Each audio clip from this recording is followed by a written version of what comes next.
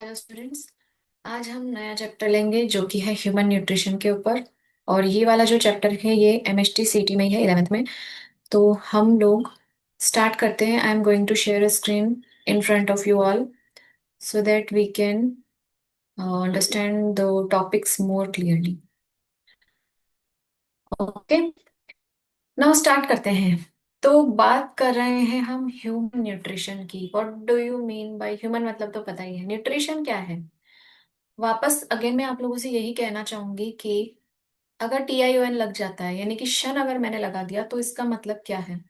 इसका मतलब है अगर कहीं भी शन आ गया दैट मीन्स मैंने आप लोगों को हमेशा बताया इट इज अ प्रोसेस।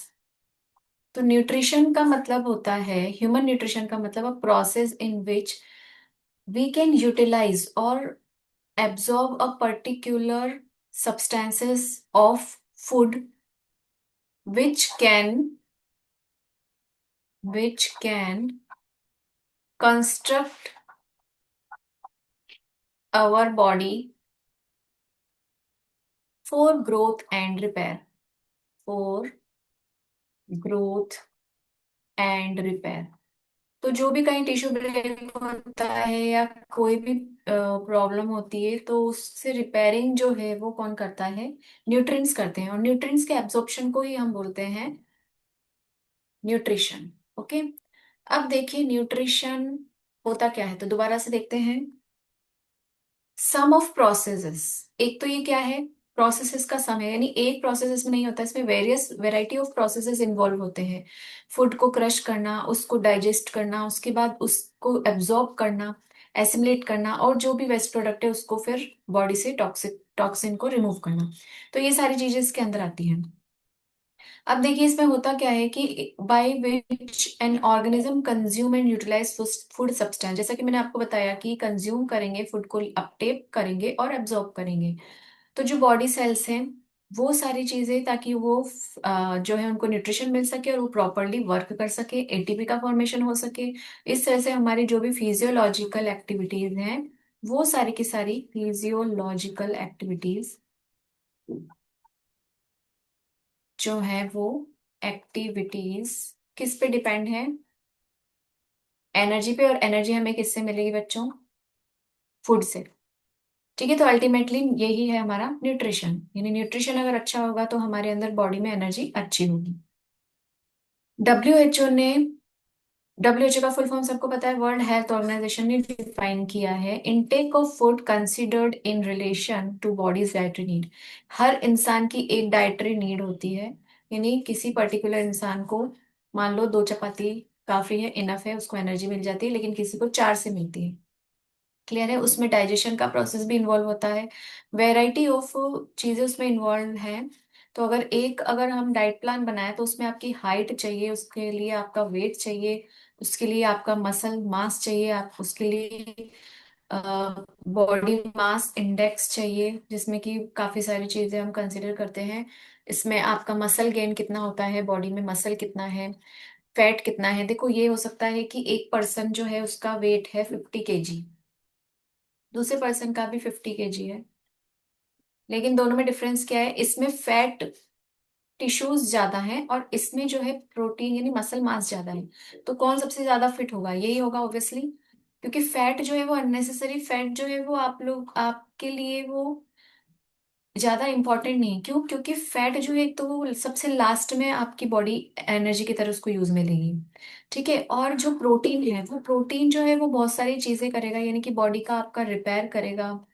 आपका जो भी है, अगर DNA वगैरह फॉर्मेशन होता है तो वो भी अमीनो एसिड के थ्रू होता है। DNA के जो नाइट्रोजन बेसिस वगैरह इनका फॉर्मेशन होता है। ठीक है, तो प्रोटीन जो है वो मोस्ट इम्पॉर्टेंट चीज होती है हमारी डाइट में। इसलिए प्रोटीन का कंटेंट थोड़ा ज्यादा रखना पड़ता है, कार्बोहाइड्रेट और फैट तो बहुत ही आप कम लेंगे, मतलब लिमिटेड मात्रा में लेंगे तो ज्यादा बेटर रहेगा। फैट की इंपॉर्टेंस है, फैट जो है वो आपकी जो स्किन है उसको ग्लो देता है बिकॉज ऑफ कोलेस्ट्रॉल। तो कोलेस्ट्रॉल इज इम्पोर्टेंट, बट वो कितना लिमिट में हमारे बॉडी के लिए चाहिए। अगर एक्स्ट्रा लेंगे तो वो जमा होगा और वो एडिपोज टिश्यूज में जमा होने के बाद वो हमें क्या देगा? ओबेसिटी देगा। तो देखते हैं आगे और भी बात करेंगे इसमें। ठीक है, तो हर एक इंसान की डाइटरी नीड अलग अलग होती है। वो जो डाइटरी नीड है जो एक इंसान को हेल्दी ह्यूमन बीइंग बनाती है, उसमें क्या क्या चीजें आती हैं? Carbohydrate, protein, fats, vitamins, minerals, water and fibres, जो हमें एडिक्वेट अमाउंट में लेना होता है।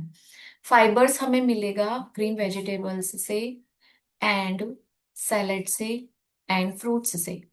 तो वो जो है वो चीजें हम जब लेते हैं तो वो हमारी बॉडी को एकदम हेल्दी रखेगा, फ्री फ्रॉम डिजीजेस रखेगा। अब जो न्यूट्रिशन है उस टर्म में क्या क्या चीजें आती है, जैसे कि मैंने बोला कि ये एक प्रोसेस नहीं है, इसमें वैरायटी ऑफ प्रोसेसेस यानी कि वेरियस प्रोसेसेस इन्वॉल्व हैं। लाइक इंजेशन, इंजेशन का मतलब होता है इन मतलब इनसाइड, यानी आपको फूड को इनटेक करना है। डाइजेशन, यानी फूड को डाइजेस्ट करना है, क्रश करना है, उसको अच्छे से छोटे छोटे पार्टिकल्स में डिवाइड करना है। देन एब्जॉर्प्शन, बॉडी एब्जॉर्ब करेगी, उसको यूटिलाइज करेगी ताकि वो हमारे वेरियस फंक्शन जो है बॉडी के उसमें इन्वॉल्व कर सके। एसिमिलेशन, एनर्जी का वो हो सके, कंस्ट्रक्शन फॉर्मेशन हो सके। एसिमिलेट जब होगी, एसिमिलेट यानी जहां पर रिक्वायरमेंट है उसको थोड़ी देर के लिए हम कलेक्ट भी करके रखेंगे, क्योंकि मान लो सिर्फ खाया और हमने एक्टिविटीज में हमारी एनर्जी सारी लग गई तो दोबारा बार बार में यही प्रोसेस चलता रहेगा। तो हम एक बार खाना खाते हैं तो वो एक लॉन्ग टर्म के लिए हमारी बॉडी में थोड़ा सेव हो जाता है, ताकि वो हमें थोड़े टाइम के लिए एनर्जी प्रोवाइड कर सके, ताकि हम अपने वेरियस एक्टिविटीज परफॉर्म कर सके। ईजेशन, ई मतलब मैंने आप लोगों को हमेशा बताया एग्जिट, यानी कोई चीज तो है वो एग्जिट होगी, और वो क्या है जो हमने इससे पहले वाले चैप्टर में लिया था, that is waste products and toxins. ठीक है, तो ये सब बॉडी से इजेशन के थ्रू बाहर रिलीज करना होता है। फूड क्या प्रोवाइड कर रहा है हमें? एनर्जी प्रोवाइड कर रहा है, ऑर्गेनिक मटेरियल्स प्रोवाइड कर रहा है for growth and tissue repair. तो ये चीजें जो है फूड हमें देता है। क्लियर है? नेक्स्ट हम लोग बात करेंगे विटामिन एंड मिनरल्स की।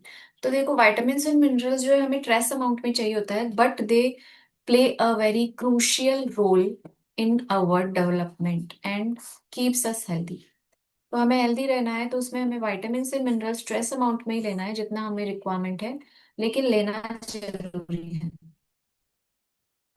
जो है वो जितना भी हम फूड कंज्यूम करते हैं, वो जितना हमें नीड हो अगर हम उतना लेते हैं, उसके अकॉर्डिंग लेते हैं तो दैट इज ओके।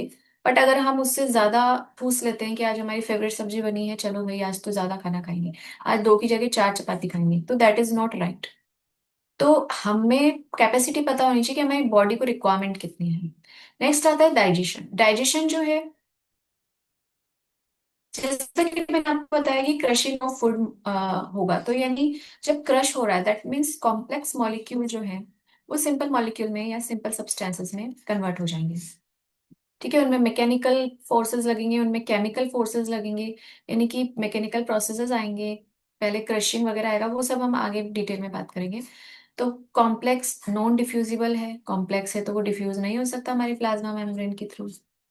डिफ्यूजन किसका होगा? जो छोटे एकदम छोटे मॉलिक्यूल्स हैं, एब्जॉर्ब नहीं किया जा सकता, तो पहले हमें उसको सिंपल सब्सटेंस में कन्वर्ट करना पड़ेगा जो डिफ्यूज हो सके, और जो ऐसे एसिमिएबल सब्सटेंसेस हो, यानी कि वो हमारी प्लाज्मा मेम्ब्रेन को क्रॉस करके देन वो जा सके हमारी सेल के अंदर, और वो सेल के फंक्शनिंग में रोल प्ले कर सके। अब हम बात करते हैं ह्यूमन डाइजेस्टिव सिस्टम की। सिस्टम आ गया यानी पूरी की पूरी सिस्टम है, दैट मीन्स इसके पीछे कौन इन्वॉल्व है? पूरी टीम इन्वॉल्व है। ठीक है, डाइजेस्टिव सिस्टम, तो इसमें सिर्फ एक चीज नहीं है, बहुत सारी चीजें इन्वॉल्व है। तो देखो, डाइजेस्टिव सिस्टम जो ह्यूमन का है उसमें एलिमेंट्री कैनाल और उससे डाइजेस्टिव ग्लैंड्स जो है वो पूरी एक टीम बनाते हैं। जैसे आपने एमएचटी सीटी की तैयारी की, या फिर आपने नीट की प्रिपरेशन की, जो भी चीज करोगी उसमें आपको एक टीम चाहिए, बायोलॉजी की, फिजिक्स की, एंड देन केमिस्ट्री की। ठीक है, तो ये टीम अगर आपके पास होगी तो आप प्रॉपरली, अच्छी टीम अगर आपके पास होगी तो आप प्रॉपरली अच्छे मार्क्स लेकर आओगे। अच्छी प्रिपरेशन आपके पास होगी, यानी सारे एलिमेंट्स आपके, मान लो आपको किसी चीज में इंटरेस्ट है किसी में नहीं है, तो सारी चीजों में इंटरेस्ट लेके जब आप काम करोगे प्रॉपरली तो आप लोग क्या करोगे? सक्सेस को इजीली अचीव कर पाओगे।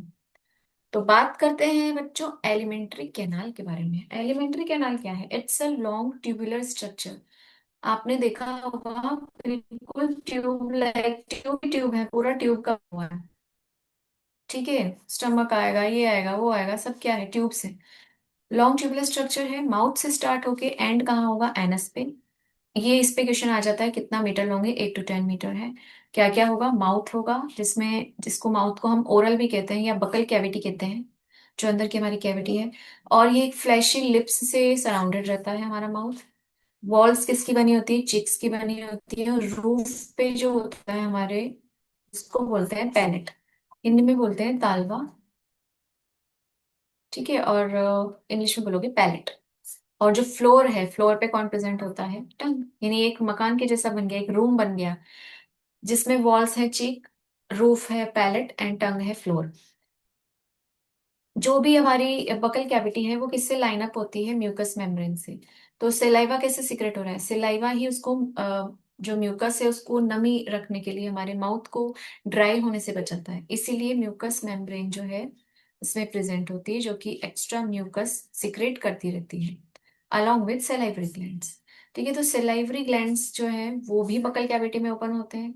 जैसे ही आप कोई टेस्टी खाना, उसकी स्मेल सूंघ लेते हो या फ्रेग्रेंस आ जाती है आपको, आपके मुंह में पानी आ जाता है, फ्रेग्रेंस। तो आपके मुंह में पानी आ जाता है, वो कैसे आ रहा है, क्योंकि आपकी सैलिवरी ग्लैंड एक्टिवेट हो गई है। नेजल के जो रिसेप्टर हैं, उन्होंने उसको सिग्नल दिया कि ये वाली चीज बन रही है या टेस्टी फूड बन रहा है। तो आप ऑटोमेटिकली वो क्या करती हैं, सलाइवा सिक्रेट करना शुरू कर देती हैं। या फिर अगर आप कोई फूड इनटेक करते हो तो भी सलाइवा का सिक्रेशन होता है, बिकॉज उसको वो डाइजेस्ट करना है। ठीक है, नाउ हम लोग बात करते हैं, इसको मैं थोड़ा छोटा करके आपको दिखा देती हूँ, कितना छोटा बना। देखिए, ये पूरा डायग्राम है अपना। ठीक है, एक एक करके हम इसको अच्छे से पढ़ेंगे, क्योंकि that is very important thing, और बहुत ही इजीली आप लोगों को समझ में आ जाएगा कि मोस्ट ऑफ द थिंग्स हमको पता होती हैं। ठीक है, तो हमको इसमें कुछ भी रटने जैसा कुछ नहीं है, सिर्फ समझो कि कौन कौन से पार्ट्स हैं। चलिए देखते हैं हम लोग। स्टार्ट करते हैं। पैलेट में भी देखो, रूफ में भी दो पार्ट्स हैं। हार्ड पैलेट जो कि ऊपर वाला ही आगे वाला पोर्शन है, पीछे वाला जो पोर्शन होता है आपको ऐसा एक कुछ दिखाई देगा। ठीक है, तो पीछे वाला पोर्शन जो है इसको बोलेंगे सॉफ्ट पैलेट। नेक्स्ट आता है ओरल कैविटी। ओरल कैविटी जो हमारा माउथ है, बकल कैविटी भी इसका नाम है। देन बात करेंगे टंग, जो कि फ्लोर पे है। सब लिंगुअल ग्लैंड्स, ये देखो, लिंगुअल मीन्स लैंग्वेज। लैंग्वेज कहाँ से आती है, टंग से। तो टंग के नीचे वाला जो ग्लैंड है उसको बोलेंगे सब लिंगुअल। मैंडिबल्स यहाँ होते हैं जॉज में, तो यहाँ जो वाली सलाइवरी ग्लैंड है बोलेंगे सब मैंडिबुलर। और जो हमारे कान के पीछे जो होती हैं, यहाँ पे भी हमारे, आपको कभी कभी ऐसे यहाँ करंट सा लगता है ना, जब कुछ तीखा या चटपटा खाते हो या खट्टा खाते हो, वो कौन सी है, पैरोटिड ग्लैंड्स। तो पैरोटिड सिर्फ याद रखनी है, सब लिंगुअल ऑटोमेटिकली याद रहेगा, सब मैंडिबुलर आपको याद रहेगा। लैरिंगोफेरिंग्स एक हाँ रुको, ओरोफेरिंग्स यहाँ पे होगा। ये पूरा पार्ट क्या है, अपना फेरिंग्स का पार्ट है।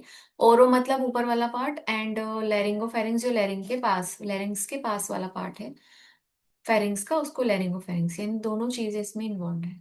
क्लियर है, तो दो पार्ट्स में हमने बांट दिया फेरिंग्स को, ओरोफेरिंग्स एंड लैरिंगोफेरिंग्स। देन आता है हमारा लैरिंग्स, जो यहाँ पे हमारा box है, जहाँ से वाइब्रेट वॉइस होती है। ये है voice box, and that is also called as larynx, दोनों एक ही है। ट्रैकिया, ट्रैकिया जो है वो, उसको हम बोलते हैं विंड पाइप। विंड पाइप यानी दो नली आपको नजर आ रही है, एक पिंक कलर की, एक ब्लू कलर की। जो ब्लू वाली है ये विंड पाइप है, यानी ये जो है ये एयर को लेके जाती है हमारे लंग्स में। ठीक है, यहाँ पे ये ब्रोंक्यूल्स वगैरह है, तो लंग्स में लेके जाती है। एंड दूसरी वाली जो एक है, ये रेड वाली, दैट इज अवर ईसोफेगस। ठीक है, जो ईसोफेगस है वो फूड पाइप के नाम से जाना जाता है। तो जो फूड पाइप है वो फूड लेके जाएगा, जो विंड पाइप है वो विंड लेके जाएगा। सिंपल सी बात, इसमें कुछ कंफ्यूजन नहीं है। क्लियर है, आगे की बात करते हैं। ईसोफेगस के बाद ये इस तरह से एक बोल सकते हैं एक मेम्ब्रेन लाइक स्ट्रक्चर होता है, जो है अपना डाइफ्राम। ये डायफ्राम जो है अगर कॉन्स्ट्रिक्ट होता है, कॉन्स्ट्रिक्ट है, ठीक है, तो क्या हो जाएगा, हमें हमारा सरफेस एरिया बढ़ जाएगा लंग्स का। और अगर ये इस तरह से सॉरी रिलैक्स होगा तो सरफेस एरिया बढ़ेगा, और अगर कॉन्स्ट्रिक्ट होगा तो सरफेस एरिया कम हो जाएगा।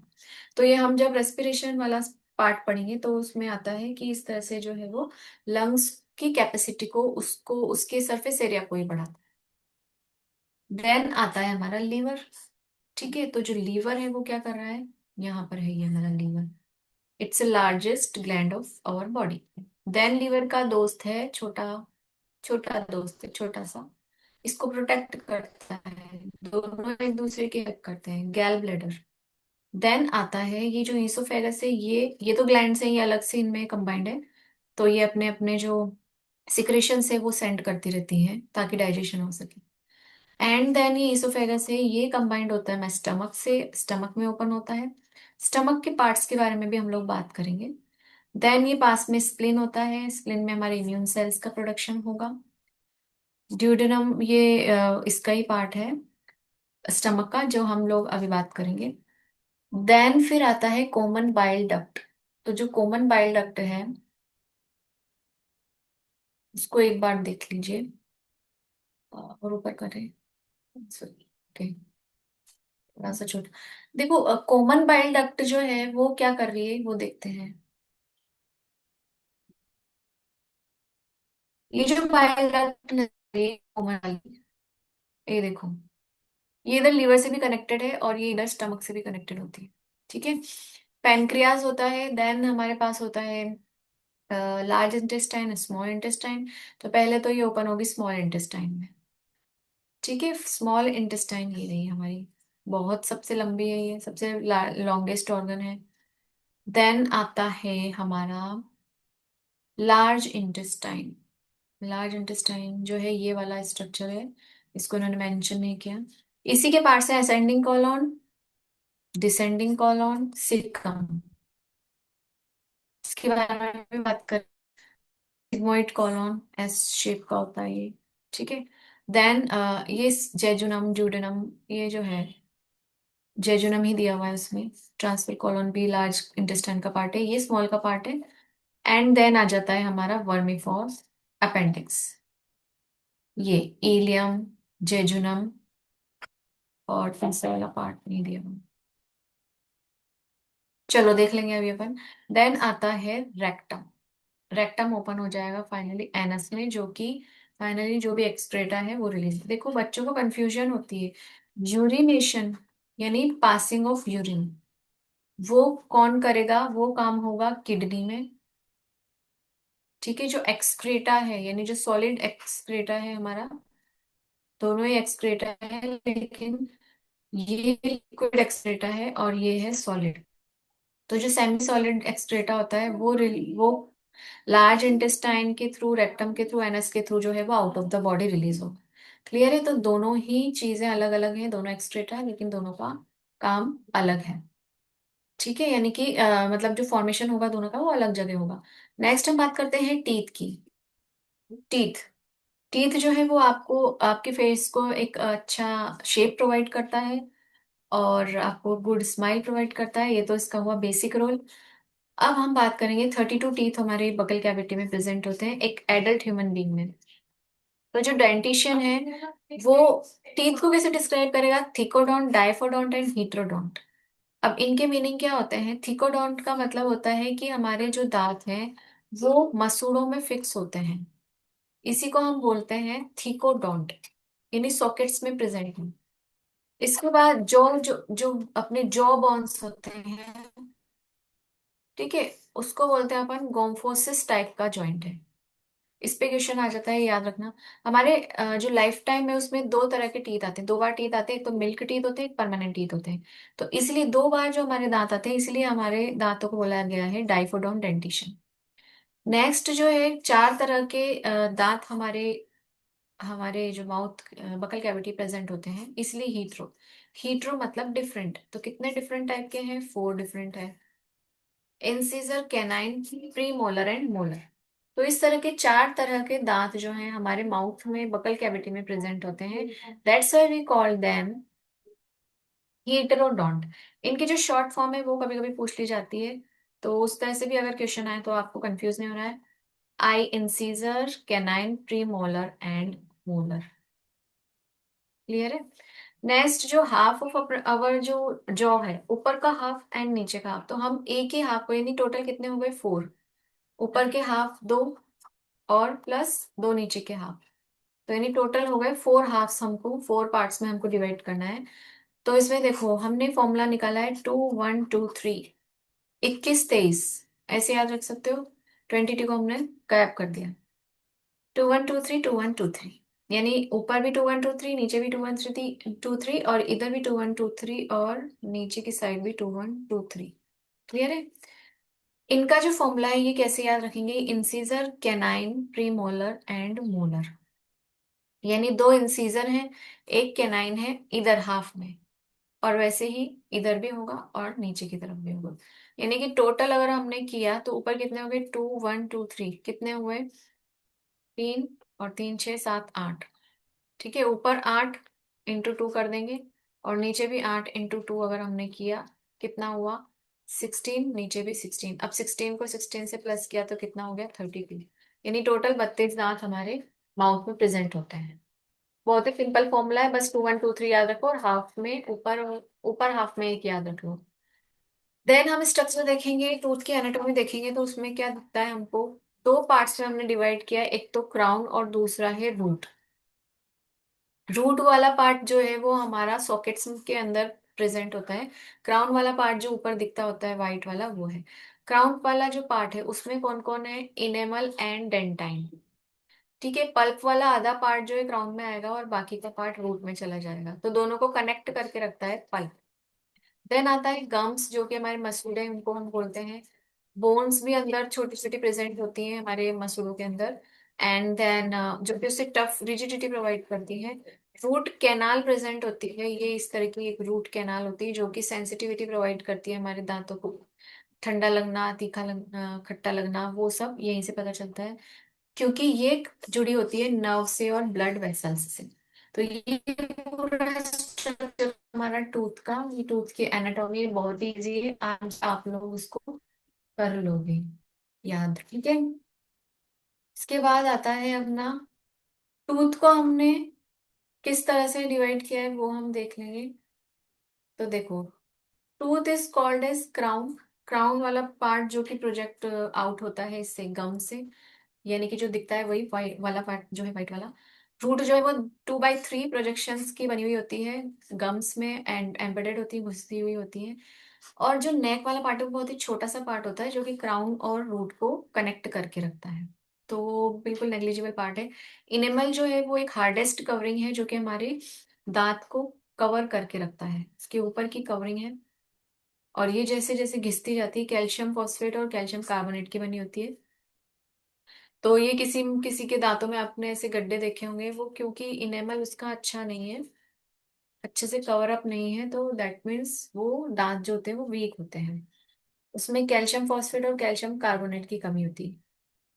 बेसिक जो शेप होता है टूथ का, वो डिराइव होता है डेंटिन से। डेंटिन वाला जो पार्ट देखा था हमने, ये वाला पार्ट। ठीक है, अब ये कैल्सिफाइड कनेक्टिव टिश्यू का बना होता है, पल्प कैविटी से ये कवर होता है, और कनेक्टिव टिश्यू पल्प भरा हुआ होता है, इसमें गुदगुदा सा भरा हुआ होता है। ब्लड वेसल्स, नर्व्स इसमें प्रेजेंट है, और ये रूट लाइक एक्सटेंशन इसमें जो हमने देखा था वो प्रेजेंट होती है। ठीक है, दांत में हमने भी देखा था जो रूट कैनाल जिसको हम बोलते हैं, तो ये रूट कैनाल जो है ये भी, जब लोगों के दांतों में सेंसिटिविटी खत्म हो जाती है तो रूट कैनाल करवाई जाती है। ठीक है, अलग अलग चीजों के लिए रूट कैनाल बताया जाता है। वो रूट कैनाल क्या है, वो आर्टिफिशियल है, लेकिन हमने क्या किया है, ये हमारे अंदर जो रूट कैनाल है वो नेचुरल है। अब हम बात करेंगे सीमेंटम की। सीमेंटम जो है वो डेंटाइन को कवर करके रखता है। देखो सीमेंटम क्या है, ये एक बॉन्ड लाइक स्ट्रक्चर होता है, और ये अटैच करके रखता है रूट को सॉकेट से। ये देखो, यानी जब दांत टूटता है तो आप लोगों ने ऑब्जर्व किया होगा, इस तरह का एक स्ट्रक्चर हमारे हाथों में आ जाता है। जब भी आप डेंटिस्ट से दांत निकलवाओगे तो आप देखोगे ये वाला पार्ट, तो ये जो इसको बोलते हैं सीमेंटम। ये इसके अंदर ही क्या होती है, रूट कैनाल प्रोटेक्टेड रहती है। ठीक है, तो ये बोनी पार्ट है, बोन का ही बना हुआ होता है। ये है dental pulp, and that is enamel, and that is our dentine. ठीक है, डेंटाइन का ही पार्ट है डेंटल पल्प और सीमेंटम। अब ये जो डेंटिशन है, ये क्या होता है? शन का मतलब अगेन क्या हो गया? प्रोसेस। यानी वो प्रोसेस जिसमें टीथ को हम लोग नंबर अरेंजमेंट और उसकी डेवलपमेंट के लिए जो भी पूरा प्रोसेस होता है, कितने नंबर में उगने चाहिए, कैसा अरेंजमेंट होना चाहिए, पहले इंसीजर, फिर कैनाइन, फिर premolar, molar, and then premolar, molar, then उसका डेवलपमेंट किस तरह होना चाहिए, ये सारी चीजें अपन देखते हैं डेंटिशन में। टंग जो है वो क्या होता है? मस्क्यूलर फ्लैशी ऑर्गन है, और ये रफली ट्रायंगुलर होता है, ट्रायंगुलर शेप का होता है। अ, जो टंग है हमारा ऐसा होता है, तो ट्रायंगुलर शेप का होता है, और ये बकल कैविटी के फ्लोर पे होता है। टंग के ऊपर सरफेस पे जो है छोटे छोटे प्रोजेक्शन होते हैं। जब भी आप मिरर में देखोगे तो आपके टंग को बाहर निकाल के आप देखोगे तो आपको छोटे छोटे से पेपिलास दिखाई देंगे, वो पेपिली बोलते हैं उसको। वो प्रोजेक्शंस होती हैं, तो वो टेस्ट बर्ड्स वगैरह भी उनको कंसिडर किया जाता है, जो कि आपको टेस्ट रिसेप्टर्स इनमें प्रेजेंट होते हैं। ये देखो, इन्हीं को बोलते हैं अपन टेस्ट बर्ड्स। और ये है अपना पूरा का पूरा। इसमें अगर हम बात करेंगे, स्ट्रक्चर देख लो, तो ये सॉफ्ट पैलेट है, वो जो मैंने बताया था आपको, ऐसे लटका हुआ जो रहता है। हार्ड पैलेट आगे की तरफ होता है, और टीथ के बाद जो होता है हार्ड पैलेट होता है। देन फेरिंग्स यहाँ से स्टार्ट हो जाता है, जैसे हम swallow करते हैं फूड को। ये फोलिएट पेपिले यहाँ पे प्रेजेंट होते हैं। सरकमवेलेंट पेपिली जो है, सरकमवेलेंट पेपिली पेपिली सॉरी, वो यहाँ पर होते हैं पीछे की तरफ, और आगे की तरफ जो छोटे छोटे दिखेंगे आपको, वो होता है फंगी फॉर्म पेपिली। ठीक है, ये स्ट्रक्चर्स हैं इनके। अब अगर आपको पेपिली का स्ट्रक्चर देखना है तो मैं दिखा देती हूँ। ये देखिए। ठीक है, इसमें एक बार देख लो, वैसे इतना है नहीं डीप में, लेकिन देख लेते हैं। ये रहा। इसमें आपके गस्टेटरी हेयर है, गस्टेटरी रिसेप्टर सेल है, और क्रेनियल नर्व्स है, बेसल सेल्स हैं, और टूथ पोर है। तो ये जो है, ये पूरा का पूरा बनाता है एक पेपिली। जो छोटा सा हमें नजर आता है वो ऐसा खतरनाक वाला स्ट्रक्चर उसका है। इसके बाद हम बात करेंगे, कुछ पेपिली जो है उनमें सेंसरी रिसेप्टर्स जो प्रेजेंट होते हैं, उनको हम बोलते हैं टेस्ट बड्स। बकल कैविटी फिर बाद में सॉफ्ट शॉर्ट जो फेरिंग्स है उसमें लीड हो जाती है, यानी कि उसमें ओपन अप हो जाती है। देन फेरिंग्स की बात करेंगे, तो चलो फेरिंग्स के बारे में देख लेते हैं। What do you mean by pharynx? Pharynx is a common passage for food and air. Food and air के लिए जो कॉमन पैसेज है वो होता है। Upper region of pharynx is trachea, and then trachea is open into an opening that is our glottis, and glottis is guarded by a flap like structure that is epiglottis। Cartilaginous flap होता है, ऐसा ढक्कन जैसा होता है lid की तरह, जो कि ये ग्लोटिस है, तो ये एपिग्लोटिस उसको बंद कर देता है। ये एपिग्लोटिस एक फ्लैप है जो कि ट्रैकिया और उसके बीच में होता है, ईसोफेगस के बीच में। अगर आपको सांस लेनी है तो ईसोफेगस को बंद कर देगा, और अगर आपको खाना खाना है तो ट्रेकिया को बंद कर देगा, ताकि खाना जो है वो सांस नली में ना जाए और वो लंग्स में ना जाए, क्योंकि लंग्स में उसका कोई काम नहीं है। ठीक है, उसके बाद बात करते हैं एपिग्लोटिस जो है वो स्वेलो करने के टाइम पे बंद कर देता है ट्रेकिया को, और ये फूड को ट्रेकिया में जाने से बचाता है। तो ये हो गया फेरिंग्स के बारे में। ठीक है, उसके बाद आती है नेसल कैविटी। ये देखो, ये पूरा का पूरा स्ट्रक्चर जो है हमारा बकल कैविटी का, वो देख लेते हैं। क्या क्या चीजें बकल कैविटी में ओपन अप होती है? नेसल कैविटी भी बकल कैविटी में ही ओपन होगी, इधर से जाके। ठीक है, कई बार हम माउथ से भी सांस लेते हैं तो वो भी कहाँ जाएगी? ट्रैकिया में ही जाएगी। तो विंड पाइप इसलिए कहा गया है। देन ओरल कैविटी हमने माउथ को बोला है, ये लिप्स से सराउंडेड रहता है, जॉज प्रेजेंट रहते हैं, टंग जो है फ्लोर पे प्रेजेंट है। देन फेरिंग्स में ओपन अप होगा। फेरिंग्स में ये रहा एपिग्लोटिस। लैरिंग्स, ठीक है, इसको लैरिंगोफेरिंक्स कहते हैं क्योंकि ये फेरिंग्स के पास वाला पार्ट है। फिर ये ओपन अप हो जाएगा लैरिंग्स में, एंड ये वाला पाइप जो है दूसरा वाला क्या कहलाएगा? ईसोफेगस। तो जो लैरिंग्स है वो किसका पार्ट है? वो ट्रैकिया वाले पोर्शन का पार्ट है, विंड पाइप का पार्ट है, क्योंकि विंड की वाइब्रेशन से ही हम लोगों में स्पीकिंग की एबिलिटी आती है। ठीक है, उसके बाद हम बात करेंगे ओरोफेरिंक्स की। तो फेरिंक्स का लोअर पार्ट जो है उसको बोलते हैं ओरोफेरिंक्स, और ये ओपन अप होता है गलट में। ठीक है, नेक्स्ट जब बात करेंगे तो हम बात करेंगे ईसोफेगस की। ईसोफेगस क्या है? ईसोफेगस क्या है? थिन मस्क्यूलर ट्यूब होती है ईसोफेगस, यानी कि एक ट्यूब लाइक स्ट्रक्चर है जो कि क्या कह रहा है, जिसका नाम क्या है, फूड पाइप जो हम भी हमने जिसको बोला है। तो that is our thin muscular tube lies behind trachea. Trachea के पीछे होती है। ये 25 सेंटीमीटर लॉन्ग ट्यूब होती है जो कि नेक से हमारे पास होगी एंड पीछे की तरफ होती है। देन ये, क्योंकि हमने खाना खाया वो पीछे की तरफ गया, सांस ली तो लंग्स जो है वो हमारे डोर्सल सरफेस में होंगे, वेंट्रल सरफेस में क्या होगा, ईसोफेगस वाली ट्यूब होगी। Central aspect of rib cage. ठीक है, ये जो है ये डायफ्राम को क्रॉस करता हुआ ये पूरा स्टमक से ज्वाइन हो जाता है। स्टमक में भी म्यूकस सेल्स प्रेजेंट है, क्योंकि म्यूकस जो है वो लुब्रिकेट करता है हमारा जो फूड को आगे पहुंचाने का जो काम है। ऐसा तो नहीं है कि हमको ऐसे दबा दबा के ट्यूब को फूड को स्टमक तक पहुंचाना है, नहीं, वो उसमें अपने आप ही इनवॉलेंट्री जो है प्रोसेसेस होते हैं, उसको हम बोलते हैं पेरिस्टालसिस का मूवमेंट होता है, जो कि वेव लाइक मूवमेंट होता है, अपने आप ही वो मूव करता हुआ फूड हमारे स्टमक तक पहुंच जाता है। तो उसको और इजीली पहुंच जाए इसीलिए म्यूकस जो है ल्यूब्रिकेट करता है, फिसलना एक स्लीपरी पाथ प्रोवाइड करता है। और ये लॉन्गिट्यूडनल और सर्कुलर मसल्स का बना हुआ होता है, एंड सर्कुलर मसल इस तरह से। रिदमिक वेव कंट्रैक्शंस इसमें होते हैं, वेव्स की कॉन्ट्रैक्शन रिलैक्सेशन प्रोसेस होगा इसमें, एंड रिलैक्सेशन ये एंड है। ठीक है, ये जो मसल्स हैं ये पेरिस्टालसिस के थ्रू एक पाथ प्रोवाइड करती हैं, जो कि पाथ हमारा ईसोफेगस से जाके हमारा फूड पहुंच जाता है किसमें, स्टमक में। अब स्टमक की बात करें, क्योंकि फूड जो है वो कहाँ पहुंच चुका है, स्टमक में।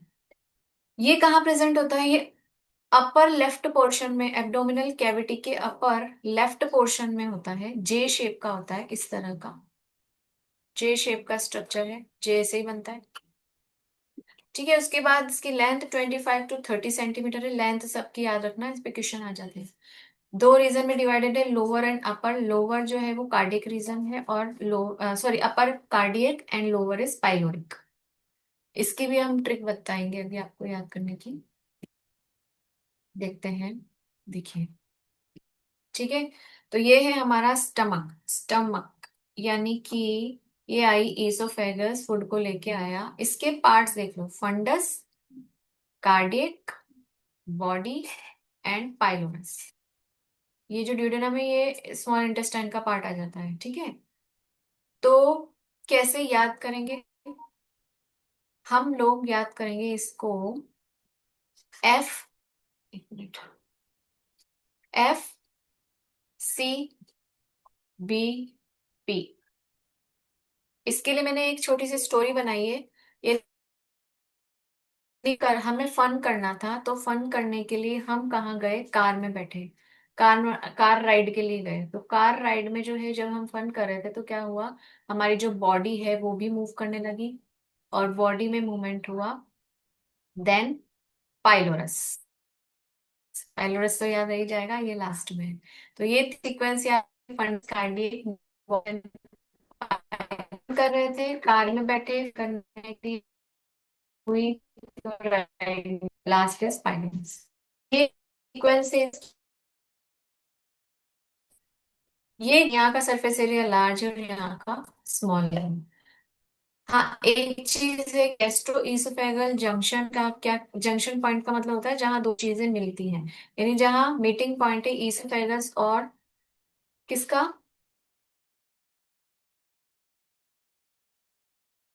स्टमक का।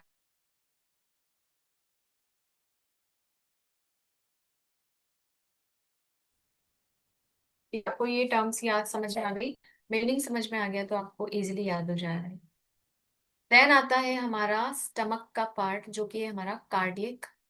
कार्डिया भी हम इसको बोल देते हैं, स्मॉल, मतलब दो तरह से हम इसको प्रोनाउंस कर सकते हैं, दो नाम है इसके, कार्डिया एंड कार्डियक।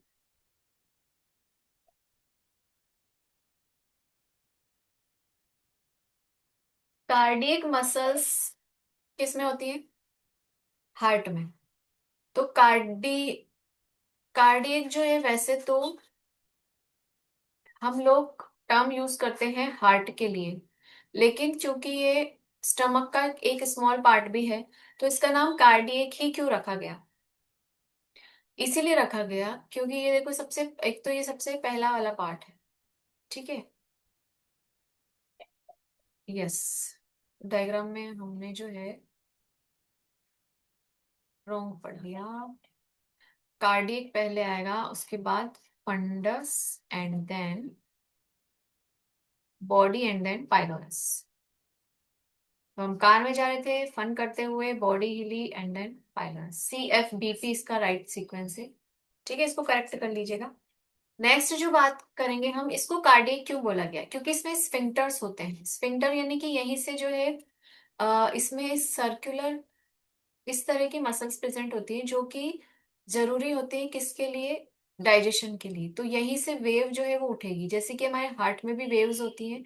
तो इसीलिए इसका नाम कार्डियक इस पार्ट को रखा गया है, क्योंकि ये जो है ये ऐसी वेव्स देगा जिससे कि फूड जो है वो कहाँ पहुंच जाएगा? हमारे स्टमक वाले पार्ट में। तो ये याद करने का तरीका है, मैंने इसलिए इसको उससे कनेक्ट किया है, क्योंकि आप कंफ्यूज ना हो जाओ कि कार्डियक वर्ड तो हार्ट के लिए यूज होता है। तो यहाँ पर इसलिए क्योंकि जो स्फिंक्टर लगे होते हैं, ये स्फिंक्टर जो है जैसे ही फूड आएगा तभी ओपन अप हो जाएंगे, लेकिन हर चीज के लिए ओपन नहीं रहते हैं, ये नॉर्मली क्लोज रहेंगे। तो जैसे इस तरह के स्फिंक्टर्स होते हैं, जैसे ये ट्यूब है, इसमें इस तरह से रहेंगे। तो अगर मैंने इसको ऐसे पढ़ा ट्यूब को, तो आप ऐसे ही ओपन अप हो जाएंगे और ऐसे ही क्लोज हो जाएंगे। क्लियर है? ये मैं और आप लोगों को उसमें बता दूंगी स्फिंक्टर के बारे में कि इसका स्ट्रक्चर कैसा होता है। एक बार अपन देख लेते हैं। फंडस डोम शेप का होता है, ऐसा डोम शेप। और बॉडी जो है वो सेंट्रल पोर्शन होता है, जहां पे हमारा फूड जो है वो पूरा का पूरा स्टोर होगा। देन पाइलोरस आता है, जो कि लास्ट नैरो पोस्टीरियर पोर्शन होता है, और ये ड्यूडेनम में ओपन अप होता है। तो ये ड्यूडेनम वाला पार्ट जो है वो स्मॉल इंटेस्टाइन का इनिशियल पार्ट है। ये भी एक स्फिंक्टर से जुड़ा हुआ होता है। तो एक स्फिंक्टर, तो दूसरे कलर से दिखाती हूँ आपको। एक तो कार्डियक स्फिंक्टर है, और दूसरा यहाँ पे पाइलोरस और इसके बीच में लगा रहता है, इसको बोलते हैं पाइलोरिक स्फिंक्टर। ठीक है, तो पाइलोरिक स्फिंक्टर जो है वो ड्यूडेनम को किससे जोड़ेगा? पाइलोरस वाले पार्ट। ये फूड का फ्लो जो है उसको स्मॉल इंटेस्टाइन में जाने के लिए इंश्योरिटी प्रोवाइड करता है।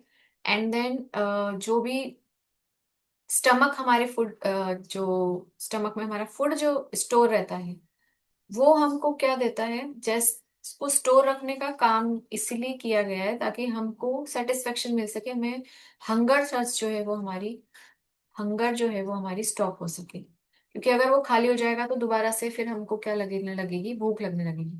इसलिए नेचर ने ऐसा प्रोवाइड किया है कि थोड़े टाइम के लिए फूड को स्टमक में रखा जाए और धीरे धीरे उसको डाइजेस्ट किया जाए, ताकि हम धीरे धीरे एनर्जी को यूटिलाइज कर सकें और हमारा फ्यूल जो है वो जल्दी खत्म ना हो। नेक्स्ट, फूड को ये चूर्ण अप करता है, यानी कि उसकी चूर्निंग करेगा, मिक्सिंग करेगा इधर से उधर, जैसे कि वॉशिंग मशीन में कपड़े धुलते हैं उस तरह से ये पूरा इधर पटकेगा उधर पटकेगा, ऐसे करके लार्ज जो कॉम्प्लेक्स मॉलिक्यूल है उसको स्मॉल छोटे छोटे टुकड़ों में डिवाइड कर देंगे।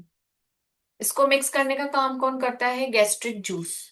गैस्ट्रिक मतलब अगेन स्टमक से रिलेटेड है, यानी कि ये कौन सा, कहाँ सीक्रेट होगा? स्टमक के अंदर सीक्रेट होगा। ठीक है, ये बता दिया है आपको। स्फिंक्टर दिखा देते हैं। स्फिंक्टर जो है ये रहा कार्डिक स्फिंक्टर, और ये है पाइलोरिक स्फिंक्टर। क्लियर है ये पूरा का पूरा? कार्डिया है, and then this one is our. उस वाले डायग्राम में क्लियर नहीं दिख रहा था, ये यहाँ पर एंटर हुआ, देन फंडस में गया, देन बॉडी में स्टोर हुआ फूड हमारा, और देन फिर ये पाइलोरस। तो ये वाला डायग्राम आप बेस्ट देखना, क्योंकि ये ज्यादा इजीली अच्छे से समझ में आ रहा है, उस वाले में थोड़ा सा गड़बड़ है। नेक्स्ट आता है अपना स्मॉल इंटेस्टाइन।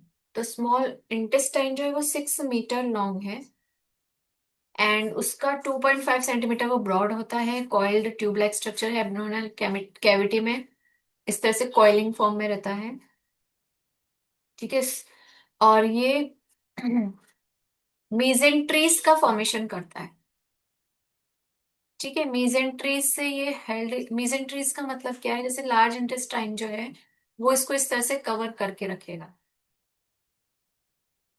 और ये इस तरह से ये कॉइल्ड स्ट्रक्चर रहता है। ब्लड वेसल्स भी रहेंगी, लिम्फ वेसल्स भी रहेंगी, नर्व्स भी रहेंगी। ये 3 पार्ट में डिवाइड होता है DJI। तो देखो, इसको याद करने का तरीका है, हमने एक पार्टी की, उसमें जो डीजे थी वो थी एक गर्ल, तो जब वो आई तो हमने बोला DJI, अब पार्टी स्टार्ट होगी। तो ऐसे याद रख लो, duodenum, jejunum and ileum. Duodenum जो है वो 26 सेंटीमीटर लॉन्ग होता है, जेजुनम 2.5 मीटर लॉन्ग होता है। ये सबसे बड़ा कौन सा है हमारा, अ, कौन सा वाला पार्ट है, एक मिनट, जेजुनम वाला पार्ट जो है, के बाद इलियम भी है हमारा। इलियम वाला पार्ट हमारा सबसे लार्जेस्ट होता है स्मॉल इंटेस्टाइन का, because that is our 3.5 metre long. और ये कॉइल्ड मिडल पोर्शन होता है, नैरो होता है।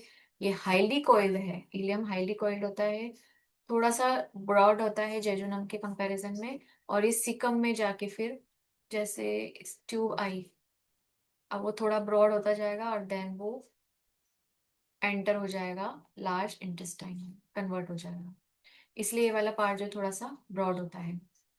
ठीक है, इसको हम बोलते हैं इलियोसिकल जंक्शन, क्योंकि वो सिकम में, इलियम है सिकम दोनों मीट हो रहे हैं, एक जगह मिल रहे हैं, इसको बोलेंगे इलियोसिकल जंक्शन। ठीक है, नेक्स्ट हम बात करेंगे small and large intestine anatomy के बारे में। तो ये देख लेते हैं एनाटॉमीज की।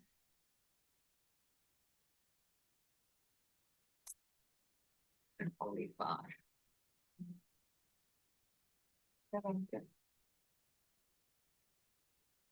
सही से नजर आ रहा है। ठीक है, अब देखो इसमें कौन सा वाला पार्ट है, ये रहा,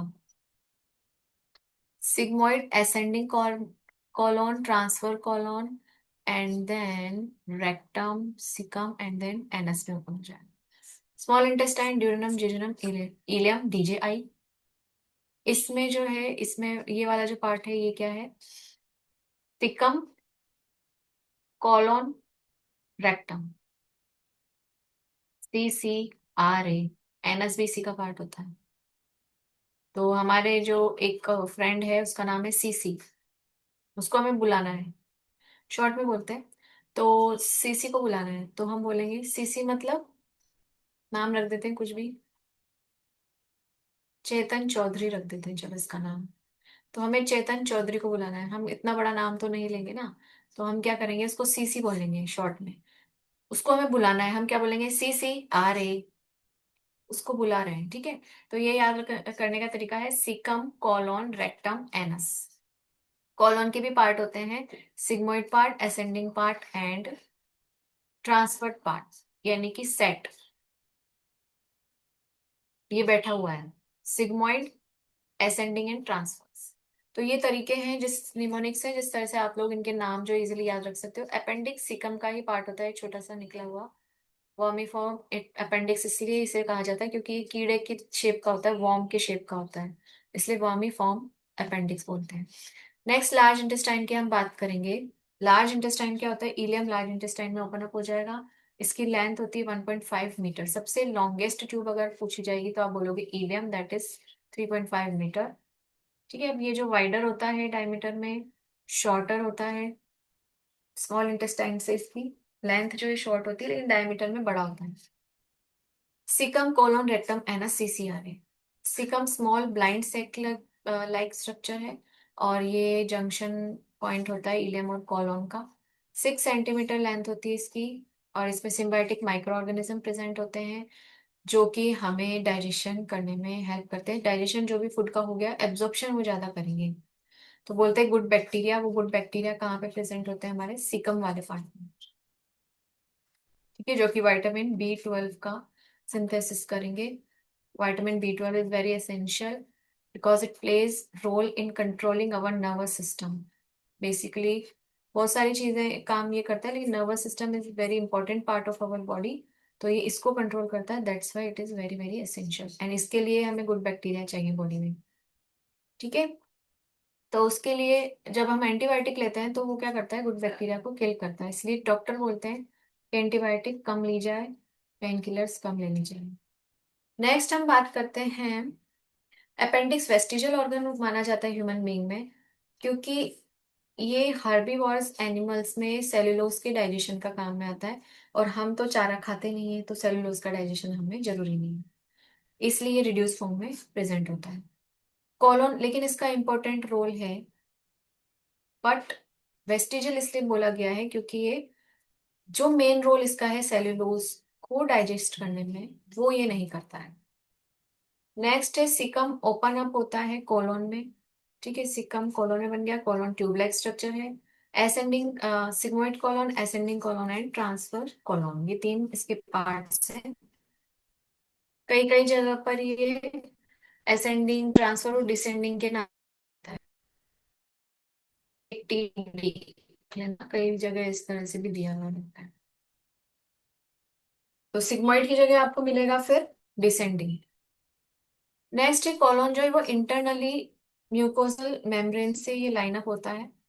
और रेक्टम लार्ज इंटेस्टाइन का पोस्टीरियर एंड है, यानी कि लास्ट में, यानी कि कोलोन जहाँ पे खत्म होगा, लार्ज इंटेस्टाइन जैसे खत्म होने लगेगा, लास्ट पार्ट तो एक तो एनस है, लेकिन वो बहुत ही स्मॉल ओपनिंग लाइक स्ट्रक्चर है। उससे पहले का जो स्ट्रक्चर को बोलेंगे हम रेक्टम। इसमें temporary undigested waste material, faeces वगैरह स्टोर होकर रखती है रेक्टम में, और ये तब तक स्टोर रहती है जब तक एनएस के थ्रू इजेक्ट आउट ना हो जाए। तो एनएस एक टर्मिनल ओपनिंग है एलिमेंट्री कैनाल की, स्फिंक्टर्स होते हैं इसमें भी। ऐसा नहीं कि मान लो वेस्ट प्रोडक्ट को बाहर रिलीज होना है तो एकदम से रिलीज हो जाएंगे, नहीं। ये हमारी वॉलंटरी, हमारी विल पावर में होता है, जब हम चाहेंगे तभी हम उसे रिलीज कर सकते हैं। तो वो विल में जो स्फिंक्टर हैं वो कौन से हैं, ये वाले स्फिंक्टर जो कहाँ प्रेजेंट है, एनस में। ये फीकल मैटर को एक्सपेल आउट कर देते हैं, इसलिए इसको हम इजेशन बोलते हैं, या डेफिकेशन भी इसका एक नाम होता है। फीसिस वेस्ट प्रोडक्ट का ही एक नाम है, फीसिस, फीसिस। ठीक है, और उसके बाद डेफिकेशन भी इसी का नाम है, इजेशन का। तो ये दोनों एक ही प्रोसेस है, याद रखना। एक्सक्रीशन भी इसको बोल सकते हैं, एक्सक्रेटा, क्योंकि उसी को बोलेंगे। नेक्स्ट हम बात करेंगे histology structure of alimentary canal. Histology structure of alimentary canal में हम हिस्टो मतलब टिश्यू, हिस्टो टर्म हमेशा टिश्यू के लिए आएगी। लॉजिकल यानी कि लॉगस मतलब स्टडी, यानी हम इसमें टिश्यू की स्टडी करेंगे, एलिमेंट्री कैनाल के टिश्यू कैसे हैं। पूरे के पूरे गैस्ट्रो इंटेस्टाइनल ट्रैक्ट में, एलिमेंट्री कैनाल का ही नाम है ये, गैस्ट्रो इंटेस्टाइनल ट्रैक्ट किससे घिरी हुई होती है, सराउंडेड होती है, लाइनअप होती है। तीन बेसिक इसमें लेयर्स होती हैं, म्यूकोजा, सब mucosa, muscularis and serosa, MS. ठीक है, बेसिक लेयर्स होती है, एमएस म्यूकोजा, सब म्यूकोजा, मस्कुलरिस, सिरोसा। ये लेयर्स जो हैं ये अलग अलग लोकेशन प्रेजेंट होती हैं ऑर्गन की, और मॉडिफिकेशन थोड़ा इनमें देखने को मिलता है, चेंजेस देखने को मिलते हैं according to function of that particular organ. तो इसका स्ट्रक्चर हम देख लेते हैं। अब देखो स्ट्रक्चर में हमको क्या नजर आ रहा है, सबसे पहली सिरोसा। तो देखो हमने याद किया है एमएस। आपको अगर ये सही नहीं लगता है तो आप एसएम भी याद रख सकते हो। मेरे को एमएस याद रहता है, इसलिए मैं एमएस से इसको इस तरह याद रखती हूँ। ये सीरीज, सिरोसा, मस्कुलरिस, सब म्यूकोसा, म्यूकोसा। ठीक है, तो ये अंदर से बाहर की तरफ आएंगे तब तो ये ऐसे होगा, म्यूकोसा, सब mucosa and muscularis and serosa. अगर आप बाहर से आउटसाइड से आपको याद रखना है तो सिरोसा, मस्कुलरिस, सब म्यूकोसा, म्यूकोसा चाहिए। ठीक है, डायग्राम में देख लेते हैं। ये रही सिरोसा, देन आएगा अपना मस्कुलरिस वाली लेयर, ये वाली है सर्कुलर, देन आता है सब म्यूकोजा, एंड देन आ जाएगा अपना म्यूकोजा। ठीक है, म्यूकोजा में ग्लैंड्स प्रेजेंट होते हैं, छोटे छोटे ग्लैंडुलर एपिथेलियम प्रेजेंट होती है जो कि म्यूकस सीक्रेट करती है, जिससे कि हमारा जो खाना है वो उसमें डाइजेशन में भी हेल्प करती है। जो कि ये वाली जो पर्टिकुलर म्यूकोजा है, ये क्या करती है, जब एसिडिक सॉल्यूशन HCl हमारा स्टमक में एंटर होगा तो ये प्रोटेक्ट करती है हमारे बाकी के पूरे स्ट्रक्चर को, स्टमक को जो है ये डाइजेस्ट होने से बचाती है। कौन सी लेयर, एपिथेलियम ऑफ म्यूकोजा। ठीक है, इसके नीचे सब म्यूकोजा है, सिरोसा है, सिरोसा जो है सबसे आउटर लेयर है। अब जो मस्क्यूलरिस है उसमें दो तरह की मसल्स हैं, दो तरह की मसल्स हैं। एक तो होती है सर्कुलर मसल लेयर और दूसरी होती है लॉन्गिट्यूडिनल मसल लेयर।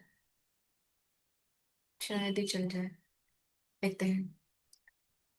ठीक है, तो ये दो तरह की लेयर्स हैं, लॉन्गिट्यूडनल, देन ये वाली जो आ जाएगी सर्कुलर।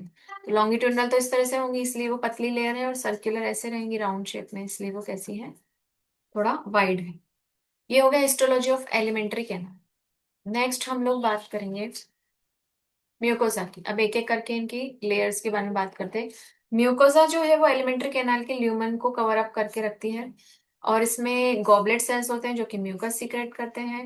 म्यूकस जो एलिमेंट्री कैनाल के ल्यूमन को ल्यूब्रिकेट यानी चिकना रखती है, और ये लेयर जो है वो डिफरेंट रीजन में जाकर एलिमेंट्री कैनाल की मॉडिफाई हो जाती है। स्टमक में जाकर ये इरेगुलर फोल्ड, इस तरह के फोल्ड्स में आ जाती है जिसको बोलते हैं रुगे। और ये जो है गैस्ट्रिक ग्लैंड से बनी हुई होती है रुगे जो है, और ये गैस्ट्रिक जूस यहाँ पर सिक्रेट करेगी, तो अलग अलग सिक्रेशन करेगी म्यूकोजा। स्मॉल इंटेस्टाइन में जाके ये विलाई की फॉर्म में आ जाएगी, विलाई की फॉर्म में आ जाएगी इस तरह से। सरफेस एरिया को, finger like projection, surface area को ये जो है इंक्रीज करेगी। ब्रश लाइक भी हम इसे बोल सकते हैं, ब्रश के जैसे नजर आती है। ठीक है, और उसके बाद ये विलाई के बाद माइक्रो विलाई भी इसमें प्रेजेंट होते हैं, माइक्रोविलाई और छोटे छोटे, ताकि ये सरफेस एरिया को और ज्यादा इंक्रीज कर सके। देन ये कैपिलरीज और लिम्फ वेसल की सप्लाई होती है जिसको हम बोलते हैं लैक्टियल। ठीक है, तो इस तरह से अब ये डायग्राम में भी आ जाएगा। म्यूकोजा जो फॉर्म करता है, अलग अलग फॉर्म्स में म्यूकोजा प्रेजेंट होता है, इसको हम बोलते हैं क्रिप्स ऑफ लिवर। ये वाला जो लेयर है, ये वाला जो पोर्शन है इसको बोलते हैं।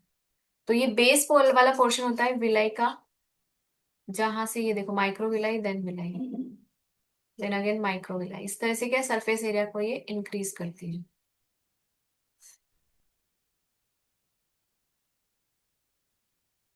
ठीक है, और ये वाला जो पोर्शन है इसको हम बोलते हैं क्रिप्स ऑफ लिवर को।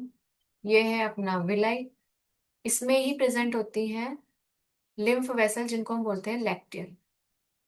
लिम्फ वेसल इसलिए जरूरी है कि जो भी बैक्टीरिया वायरस जो हमने इनगल्फ कर लिए हैं फूड में, जो आ गए हैं पार्टिकल, उनको जो भी है ये लिम्फ वेसल्स डिस्ट्रॉय कर देंगे, क्योंकि एक तो HCl भी आ रहा है, HCl के बाद गैस्ट्रिक जूस आ रहा है, अलग अलग बहुत सारी चीजें इसमें अभी देखेंगे हम लोग आती जाएंगी, ताकि फूड का डाइजेशन अच्छे से हो जाए और जो बैक्टीरिया वायरस है वो किल हो जाए। ठीक है, आउटर लेयर को हम ऑलवेज क्या कहते हैं, एपिथेलियम, क्योंकि एपी का मतलब होता है अपर, एपिथेलियम। पेन वर्क क्यों निकल, एपिथेलियम। क्लियर है। अब हम लोग बात करेंगे आगे की, जो कि है हमारा आगे का इस पार्ट, हम लोग मूव ऑन करते हैं। सब म्यूकोजा, सब म्यूकोजा कैसे बने होते हैं, लूज कनेक्टिव टिश्यू के बने हुए होते हैं, और सब म्यूकोजा लेयर में भी ब्लड वेसल्स भी होंगी, लिम्फ वेसल्स होंगी, नर्व्स होंगी। ड्यूडेनम में जो सब म्यूकोजा है उनमें ग्लैंड्स भी प्रेजेंट होती हैं। ड्यूडेनम जो कि किसका पार्ट था, DJI, ड्यूडेनम जेजुनम इलियम, ये किसका पार्ट था, स्मॉल इंटेस्टाइन।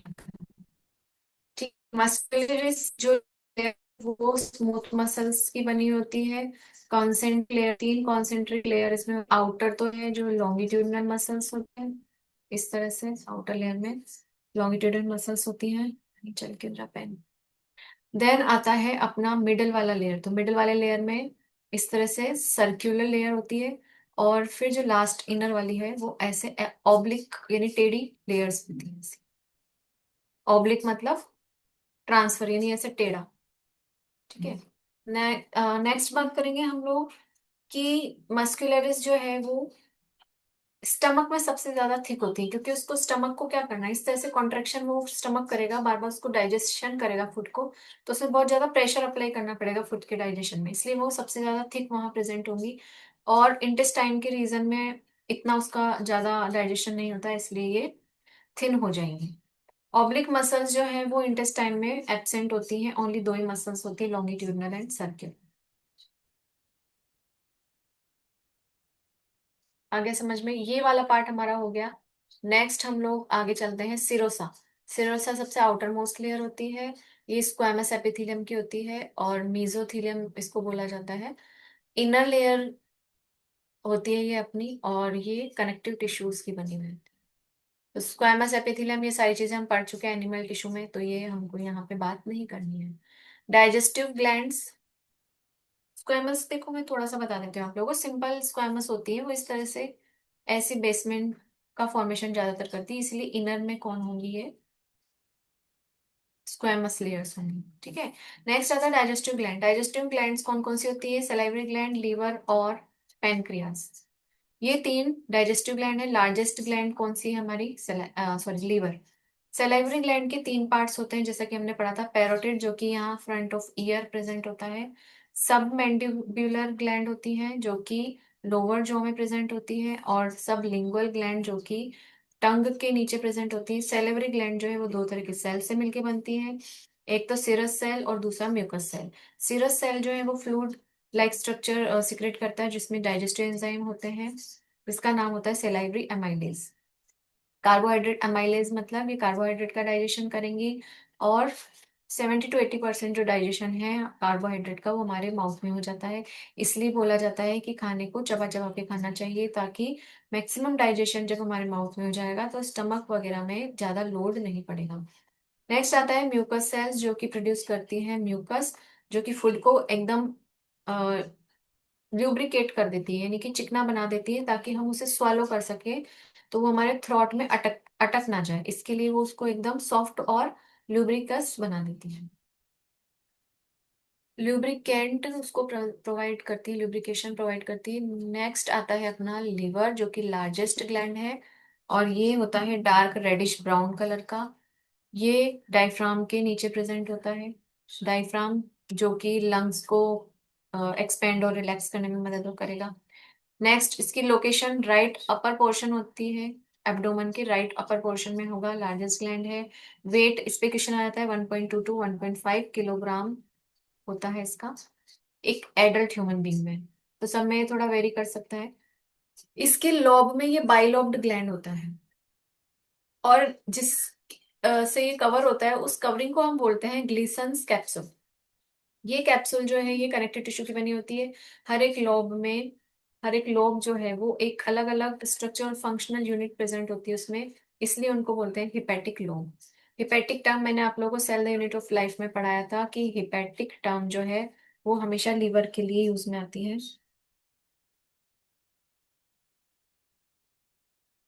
हिपैटिक, क्यों नहीं रहा है, ठीक है, तो जो हिपैटिक टर्म है वो यूज में आती है लीवर के लिए। नेक्स्ट जो हिपेटिक लोब्यूल है वो पॉलीगोनल शेप के होते हैं, पॉलीगोनल शेप, अलग अलग पेंटागोन, हेप्टागोन, हेक्सागोन हो सकते हैं। नेक्स्ट इसके जंक्शन पे ट्राइंगुलर पोर्शन एरिया होता है, जंक्शन यानी इस तरह का जो ये स्ट्रक्चर है, तो ये ट्राइंगुलर शेप का होता है जंक्शन पे। और इस पोर्टल एरिया में ब्रांचेस होती है जिसको बोलते हैं hepatic artery, hepatic portal vein and bile duct present होती है। Hepatic artery, hepatic portal vein और बाइल डक्ट। लोब्यूल्स जो है वो उनमें हेपेटिक सेल्स की एक गुच्छा प्रेजेंट होता है, कॉर्ड प्रेजेंट होती है हेपेटिक सेल्स का, और वो सेंट्रल पोजीशन में, सेंट्रल वेन में ये से अरेंज होती है। देखिए डायग्राम में हम देखते हैं। ठीक है, नेक्स्ट जो आता है अपना, पहले हम देख लेते हैं, इसको पढ़ लेते हैं। इसमें साइनसोइड्स प्रेजेंट होते हैं, जो कि स्पेसेस प्रेजेंट है उनको साइनसोइड्स कहते हैं, जहां पर ब्लड का फ्लो होता है। ये साइनसोइड्स जो है इनमें फेगोसाइटिक सेल्स भी होते हैं, जिन्हें कुफर सेल्स कहा जाता है। फेगोसाइटिक सेल्स इम्यून सेल्स होती हैं, जो कि बैक्टीरिया वगैरह इनसे हमें बचाती हैं, खाने में अगर कुछ चला गया है तो। ये टॉक्सिक सब्सटेंसेस को डिस्ट्रॉय करेंगी। डेड और वोर्न आउट ब्लड सेल्स जो हैं उनको डिस्ट्रॉय करेंगी, माइक्रो ऑर्गेनिज्म को डिस्ट्रॉय करेंगी। हेपेटिक सेल्स जो है वो ही बाइल का प्रोडक्शन भी करती है, बाइल जूस का प्रोडक्शन करती है, और वो बाइल जूस बाइल डक्ट के थ्रू जो है वो एक सैक लाइक स्ट्रक्चर होता है छोटा सा, जिसको बोला है गैल ब्लेडर, उसमें जाके स्टोर हो जाता है। तो बाइल का प्रोडक्शन तो होगा लीवर में, स्टोरेज होगा गैल ब्लैडर में, और एक्शन वो कहाँ पर जाके करेगा, स्टमक में। ठीक है। लीवर जो है वो वाइटल ऑर्गन होता है। बाइल जूस लीवर के द्वारा जब सिक्रेट होगा, वो फैट के लिए ही होता है हमेशा। तो फैट को इमल्सिफाई करेगा और फूड को एल्कलाइन बनाएगा। लीवर जो है वो एक्सेस ग्लूकोज को स्टोर करके रखता है, ठीक है, ग्लाइकोजन की फॉर्म में। और प्लांट्स में ग्लूकोज किस फॉर्म में स्टोर होता है, तो स्टार्च की फॉर्म में, स्टार्च।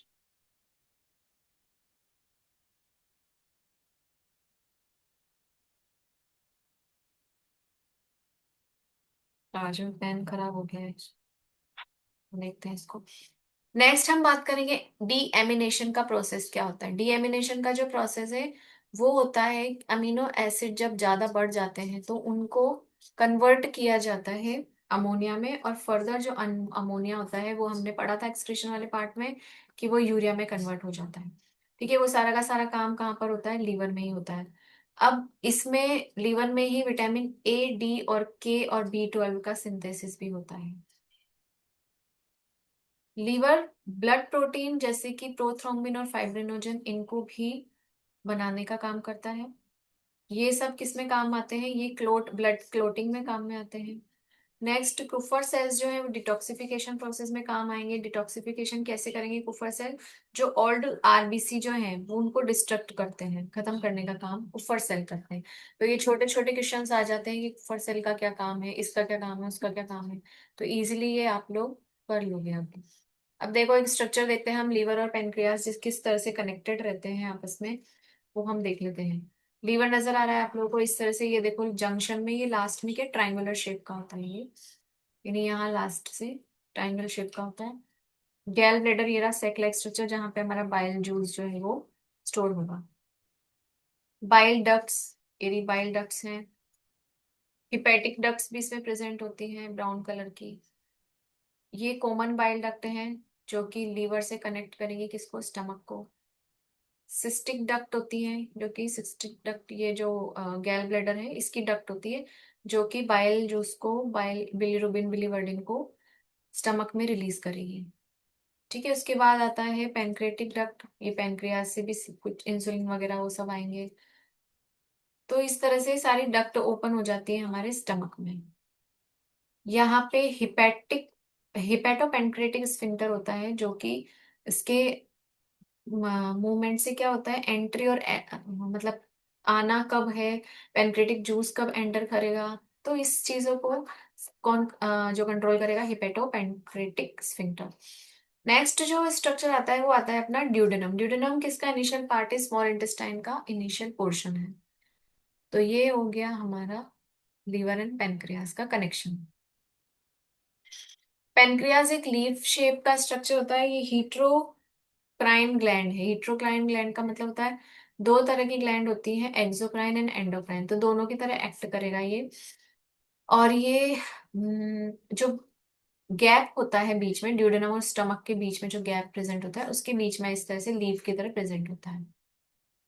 नेक्स्ट जो एक्सोक्राइन की तरह जब ये एक्ट करेगा, तो ये एसिनी सेल से मिलके बना होता है। एसिनार सेल्स जो है एल्केलाइन पेनक्रेटिक जूस का सिक्रेशन करेंगी, ठीक है, और वेरियस डाइजेस्टिव एंजाइम का सिक्रेशन करेंगी।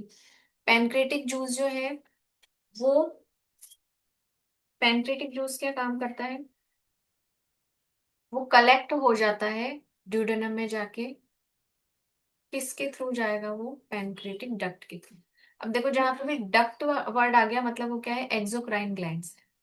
और डक्टलेस जो होती है वो क्या होती है, एंडोक्राइन, यानी डायरेक्ट वो ब्लड में अपने हॉर्मोन्स डंप करती हैं, सिक्रेशन डंप करती हैं। जो कॉमन बाइल डक्ट है वो पेनक्रेटिक डक्ट से भी जुड़ी हुई होती है, और इसीलिए उसको अपन हिपेटोपेनक्रेटिक डक्ट बोलते हैं। ये ड्यूडेनम में ओपन होगी।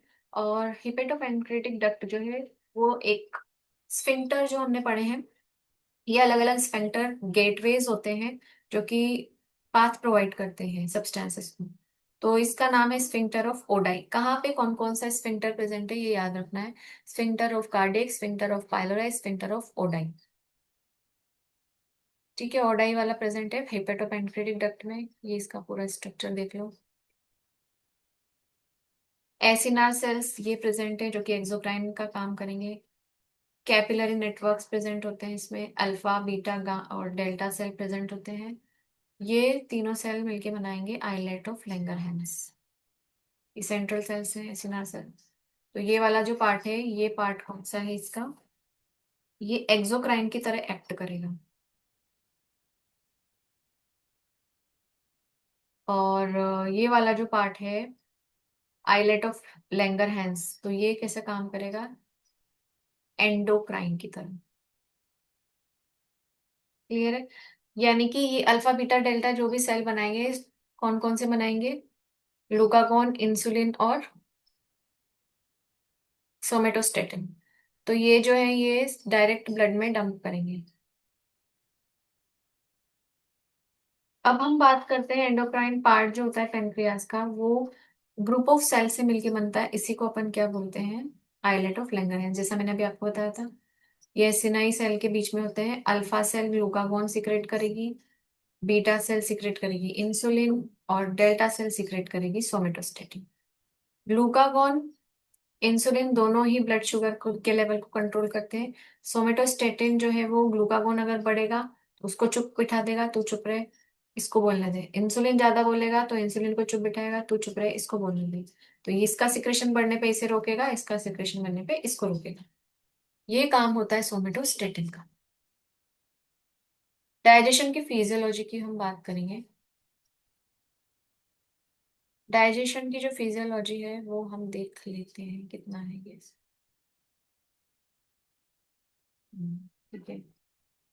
And then digestion small intestine. तो फिजियोलॉजी की जो है बात हम थोड़े से छोटे शॉर्ट ब्रेक के बाद हम इसके बारे में बात करेंगे। तब तक के लिए आप लोग बने रहो और रिवीजन करते रहो। ठीक है, मैं अभी थोड़ी सी देर में दोबारा कनेक्ट होती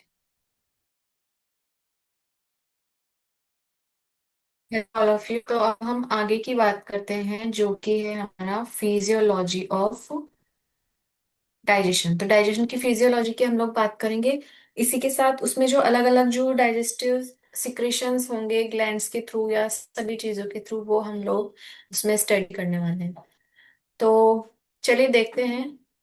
स्क्रीन शेयर करने जा रही हूँ, उसको आप लोग देखिए। तो देखिए इसमें फिजियोलॉजी ऑफ डाइजेशन, फिजियोलॉजी का मतलब ही क्या होता है? फंक्शन। यानी इसमें हम लोग डाइजेशन का फंक्शन कैसे परफॉर्म होता है उसके बारे में बात करेंगे। इसमें क्या क्या चीजें हैं उसके बारे में बात करेंगे कि डाइजेशन ऑफ फूड जो है वो क्यों किया जाता है। तो इसमें वेरियस प्रोसेसेस इन्वॉल्व होते हैं जो फूड को सिंप्लीफिकेशन करने में काम में आते हैं। डाइजेशन का प्रोसेस दोनों तरीके से होता है, मैकेनिकल मेथड से और बायोकेमिकल मेथड से। मैकेनिकल डाइजेशन में मतलब होता है कि एलिमेंट्री कैनाल में वेरियस मूवमेंट्स के थ्रू डाइजेशन होगा। फॉर एग्जांपल मैस्टिकेशन या च्यूइंग ऑफ फूड भी हम इसको बोलते हैं, टीथ के द्वारा जो चबाना होता है। देन चूर्निंग होती है स्टमक में, स्टमक के जो वॉल्स है इधर उधर उसको फेंक के भी मैकेनिकल उसको डाइजेशन मतलब ब्रेक डाउन करने के काम करती है। पेरिस्टाल्टिक मूवमेंट होता है इंटेस्टाइनल ट्रैक्ट का, यानी कि मूवमेंट के थ्रू भी इस तरह से गुड़ गुड़ गुड़ करके वाइब्रेशन के थ्रू भी खाने को जो है वो तोड़ा जाता है। लेकिन फिर भी उसको और ज्यादा सिंपल बनाने के लिए हमें जरूरत पड़ती है केमिकल डाइजेशन की। तो इसमें ही कैटाबोलिक सीरीज होती है। कैटाबोलिक का मतलब होता है कैट ब्रेक रेट, मतलब मैंने तरीका बताया था याद करने को। कैट जो है वो हमेशा ब्रेक डाउन करेगी, यानी प्रोसेस कैटाबॉलिक है, यानी ब्रेक डाउन होगा, रिएक्शंस के थ्रू होगा, और हाइड्रोलाइसिस फूड का किया जाएगा। हाइड्रोलाइसिस का मतलब है वाटर को यूज करके हम फूड का लाइसिस कर रहे हैं, फूड के टुकड़े कर रहे हैं और कॉम्प्लेक्स से उसको बना रहे हैं सिंपल स्ट्रक्चर में। अब डाइजेशन की स्टेप्स की जब हम लोग बात करेंगे, तो सबसे पहला स्टेप तो हमारे माउथ से ही एंटर होगा, यानी कि जैसे ही स्टार्ट होगा माउथ में, जैसे ही फूड जो है एंटर हुआ, ठीक है, तो बॉडी में जैसे ही हमारा फूड सबसे पहले एंटर होगा तो माउथ में जाएगा। माउथ में बकल कैविटी में उसका डाइजेशन होगा, मैकेनिकल यानी कि हम चबाएंगे उसको, केमिकल यानी कि सलाइवा का प्रोडक्शन होगा। देन मेस्टिकेशन और च्यूइंग का फूड, च्यूइंग ऑफ फूड जो होगा वो टीथ और टंग के द्वारा होगा। टीथ क्रश करेगा, ग्राइंड करेगा फूड को, टंग जो है मैनिपुलेट करेगा, यानी इधर उधर पलटने का काम करेगा, अलग अलग तरह से फूड को पीछे आगे इधर उधर लेके जाएगा। फूड का जो क्रशिंग है वो इजियर हो जाता है जब हम उसमें सलाइवा ऐड कर देते हैं। तो सलाइवा में जो म्यूकस होता है वो पहले तो फूड के साथ जाके बाइंड हो जाता है, देन वो उसको एक लपेट के इसे एक बोलस लाइक स्ट्रक्चर में, सॉफ्ट बोलस लाइक स्ट्रक्चर में कन्वर्ट कर देता है। इस बोलस को हम लोग स्वेलो करते हैं, उस प्रोसेस को बोलते हैं डीग्लूटिनेशन। जो टंग हमारे फूड को पीछे धकेलने में कौन काम आता है, कौन हेल्प करता है, टंग हेल्प करती है, वो पीछे की तरफ पैलेट की तरफ पुश करती है वॉलस को, ताकि वो फेरिंग्स में जा सके। देन फेरिंग्स से वो जाएगा ईसोफेगस में, यानी कि फूड पाइप में। ठीक है, अब जो सलाइवा होता है उसमें क्या क्या कंस्टिट्यूएंट होते हैं, यानी कि सलाइवा का प्रोडक्शन किस तरह से होता है वो देख लेते हैं। तो हमारे जो सलाइवा होता है उसमें 98% जो है उसमें वाटर प्रेजेंट होता है। 2% उसमें अलग अदर कंस्टिट्यूएंट होते हैं, जैसे इलेक्ट्रोलाइट्स होते हैं, sodium, potassium, calcium ion, chloride ion and bicarbonate ion. और एक डाइजेस्टिव एंजाइम भी उसमें प्रेजेंट होता है जिसका नाम है सेलाइवरी अमाइलेज। अब एक नोट आपके सामने आया है कि केमिकल डाइजेशन जो है वो माउथ में होता है by action of salivary amylase, सिर्फ यही होगा। यानी कि सबसे ज्यादा माउथ में मैकेनिकल प्रोसेस होता है च्यूइंग करने का, च्यूनिंग करने का। और बायोकेमिकल प्रोसेस होगा लेकिन वो कम मात्रा में होगा। और एक एंजाइम होगा ओनली सेलाइवरी एमाइलेज। तो सेलाइवरी एमाइलेज स्टार्च को मेल्टोज में कन्वर्ट करेगा। मेल्टोज डाइसेकेराइड है और स्टार्च जो है वो पॉलीसेकेराइड है। अब इसमें देखिए 30% स्टार्च जो है वो कन्वर्ट हो गया है, मेल्टोज में कन्वर्ट कर देगा। हमारे माउथ में ही ये प्रोसेस हो जाएगा, मेल्टोज में स्टार्च का 30% जो है वो कन्वर्ट हो चुका है। अब देखिए कि जो सेलाइवरी अमाइलेज है उसको पीएच कितनी चाहिए, उसको 6.8 पीएच चाहिए। और वो स्टार्च को, पॉलीसेकेराइड को मेल्टोज यानी डाइसेकेराइड में कन्वर्ट कर रहा है। सलाइवा में लाइजोजाइम भी प्रेजेंट होते हैं। लाइजोजाइम जो है वो एंटीबैक्टीरियल एजेंट होता है जो कि इन्फेक्शन से बचाता है। ठीक है, और बोलस को फिर वो बाद में क्या करेगा, ईसोफेगस कि में जब एंट्री होगी तो पेरिस्टालसिस मूवमेंट होगा, इस तरह से वेव लाइक मूवमेंट होगा, और फिर वो इस तरह से कॉन्ट्रेक्शन रिलैक्सेशन इस तरह से आगे बढ़ता हुआ चला जाएगा। नेक्स्ट जो है, इसी को हम रिगर्गिटेशन भी कहते हैं। रिगर्गिटेशन में क्या होता है कि रिवर्स पेरिस्टालसिस होगा, यानी कि फूड को नीचे जाना चाहिए लेकिन वो जब कोई सही से कुछ इम्पल्सेस नहीं दे पाएगा, तो या किसी प्रॉब्लम की वजह से वॉमिटिंग जब हमें होती है तो उसमें रिवर्स पेरिस्टालसिस होता है, यानी कि खाना ऊपर की तरफ आ जाता है माउथ में। उसको रिवर्स स्पाज्मोडिक पेरिस्टालसिस के नाम से भी जाना जाता है, या सिंपली रिवर्स पेरिस्टालसिस भी कह सकते हैं। फूड जो है ईसोफेगस से स्टमक में एंटर हो जाएगा। वहां पे एक स्फिंक्टर लगा होता है, गैस्ट्रो ईसोफेगल स्फिंक्टर, वो कंट्रोल करता है कि फूड जो है वो अगर आ जाए तो वो स्फिंक्टर ओपन अप हो जाता है, फूड एंटर हो जाता है स्टमक में। देन डाइजेशन जो है बाकी का अब स्टमक में होगा। अब ये स्फिंक्टर इसलिए बना होता है ताकि फूड वापस बैक फ्लो में ईसोफेगस में ना जाए। तो इसमें स्टमक में मैकेनिकल केमिकल दोनों डाइजेशन होते हैं। 4 से 5 घंटे के लिए स्टोर रहता है हमारा फूड। और फिजिकल डाइजेशन जो है वो अगेन वो चूर्निंग होगी फूड की, यानी कि जो मस्कुलर वॉल होती है, थिक मस्कुलर वॉल, वो चूर्निंग का प्रोसेस करेगी, ब्रेक डाउन करेगी फूड पार्टिकल्स में, और गैस्ट्रिक जूस भी उसके साथ में मिक्स किए जाएंगे, इधर उधर उसको पलटा जाएगा। म्यूकस लेयर जो होती है स्टमक की, वही उसमें गैस्ट्रिक ग्लैंड होते हैं जो कि गैस्ट्रिक जूस को सिक्रेट करते हैं। जितनी भी गैस्ट्रिक ग्लैंड से वो 3 तरह के सेल से बनती है, mucus cell, peptic peptic cell और पेराइटल सेल। पेप्टिक सेल का नाम चीफ सेल है, और पेराइटल सेल को हम ऑक्जेंटिक सेल से जानते हैं। म्यूकस सेल म्यूकस सिक्रेट करेंगे। पेप्टिक सेल जो है वो प्रो एंजाइम पेप्सिनोजन, ओजन अगर लग जाता है मतलब वो इनएक्टिव है। अब उसको एक्टिव बनाने के लिए हमें, जब एक्टिव बनेगा तो हम पेप्सिन नाम दे देंगे। ठीक है। देन पेराइटल सेल सिक्रेट करती है एचसीएल और इंट्रिंसिक फैक्टर। इंट्रिंसिक जो होता है वो एक खास विटामिन के एब्जॉर्प्शन में हेल्प करता है। जो खास विटामिन मैंने थोड़ी देर पहले आपको बताया था, विटामिन B12। गैस्ट्रिक जूस में क्या क्या चीज होती है, म्यूकस होता है, इनएक्टिव पेप्सिनोजन होता है, एचसीएल होता है और इंट्रिंसिक फैक्टर होता है। इनफैंट यानी छोटे बच्चों में स्टमक जो है वो रेनिन भी सिक्रेट करता है जो कि हेल्प करता है मिल्क के डाइजेशन।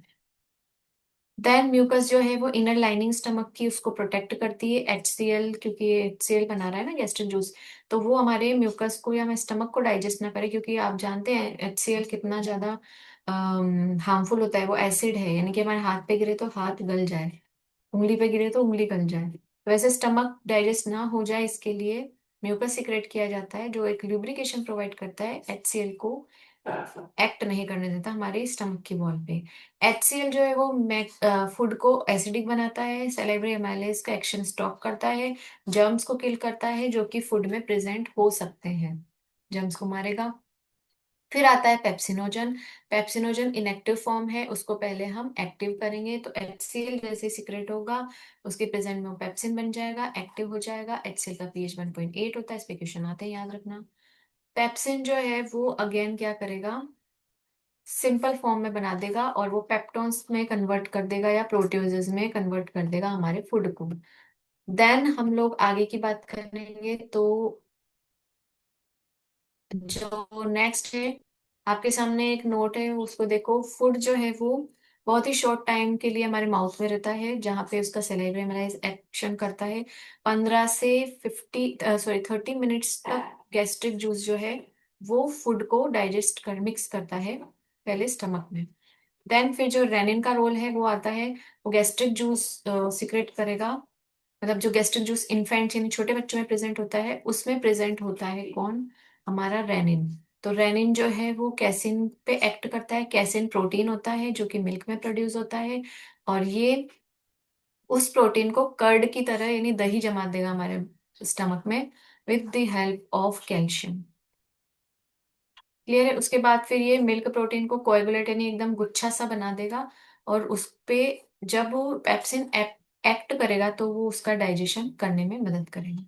रेनिन जो है वो एडल्ट्स में एब्सेंट होता है, इसीलिए हम लोग ज्यादा मिल्क प्रोडक्ट जो है कंज्यूम नहीं कर पाते हैं। किसी किसी को डायरिया भी हो जाता है, लूज मोशंस हो जाते हैं अगर वो ज्यादा जो है दूध कंज्यूम कर ले। ठीक है। नेक्स्ट आता है,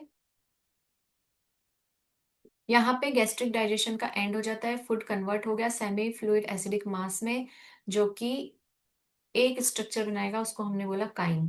काइम जो है वो स्टमक से स्मॉल इंटेस्टाइन में जाएगा, यानी कि जैसे ही हम बोलेंगे कि जो जंक्शन है पाइलोरिक स्फिंक्टर वाला, जहाँ पे कौन मिल रहा है, स्टमक का एंड और इंटेस्टाइन का स्टार्टिंग पॉइंट, वहां पे जो फूड पहुंचा उस फूड को हम बोलेंगे काइम। और ये इस तरह का क्वेश्चन पूछा जाता है, इसलिए मैंने आपको बता दिया। अब देखो कि काइम जो है वो क्या करेगा, वो मूव ऑन करेगा आगे की तरफ और एंटर हो जाएगा स्मॉल इंटेस्टाइन में। स्मॉल इंटेस्टाइन में कौन बैठा है, स्मॉल इंटेस्टाइन में इंटेस्टाइनल जूस है, बाइल जूस है, पेनक्रेटिक जूस है, जो कि फूड के साथ मिक्स हो जाएंगे। पेरिस्टाल्सिक मूवमेंट करेगा मस्कुलर लेयर, और पेरिस्टाल्सिस मतलब वाइब्रेशन मूवमेंट होगा, और इस तरह से प्रॉपर मिक्सिंग होगी डाइजेस्टिव जूस के थ्रू काइम की। ठीक है। हिपेटो पेनक्रेटिक डक्ट जो है वो उसमें बाइल जूस ऐड कर देगी, पेनक्रेटिक जूस ऐड कर देगी, और भी ज्यादा उसमें मिक्सिंग होगी। बाइल जूस जो है वो डार्क ग्रीन कलर का फ्लूइड होता है, इसमें बाइल पिगमेंट होते हैं, बिलीरुबिन, बिलीवर्डिन, बाइल सॉल्ट्स होते हैं, सोडियम ग्लाइकोकोलेट और सोडियम टैरोकोलेट। कोलेस्ट्रॉल प्रेजेंट होता है बाइल में, और फॉस्फोलिपिड होते हैं।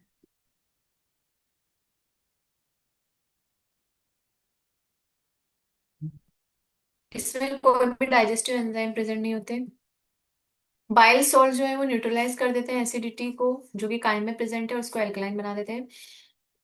अब जो है फैट्स का इमल्सिफिकेशन भी ये करते हैं, यानी कि फैट जो है हमने कंज्यूम किया है, घी तेल वगैरह, उसको इमल्सिफाई करने का मतलब है उसको ब्रेक डाउन कर देंगे छोटे छोटे डॉट डॉट ड्रॉपलेट्स में। ठीक है।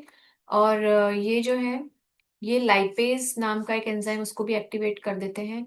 पाइल पिगमेंट जो है वो फीकल मैटर को भी कलर प्रोवाइड करते हैं, जैसे येलो या ग्रीन कलर जो होता है हमारे एक्सक्रेटा का, वो पाइल पिगमेंट की वजह से होता है।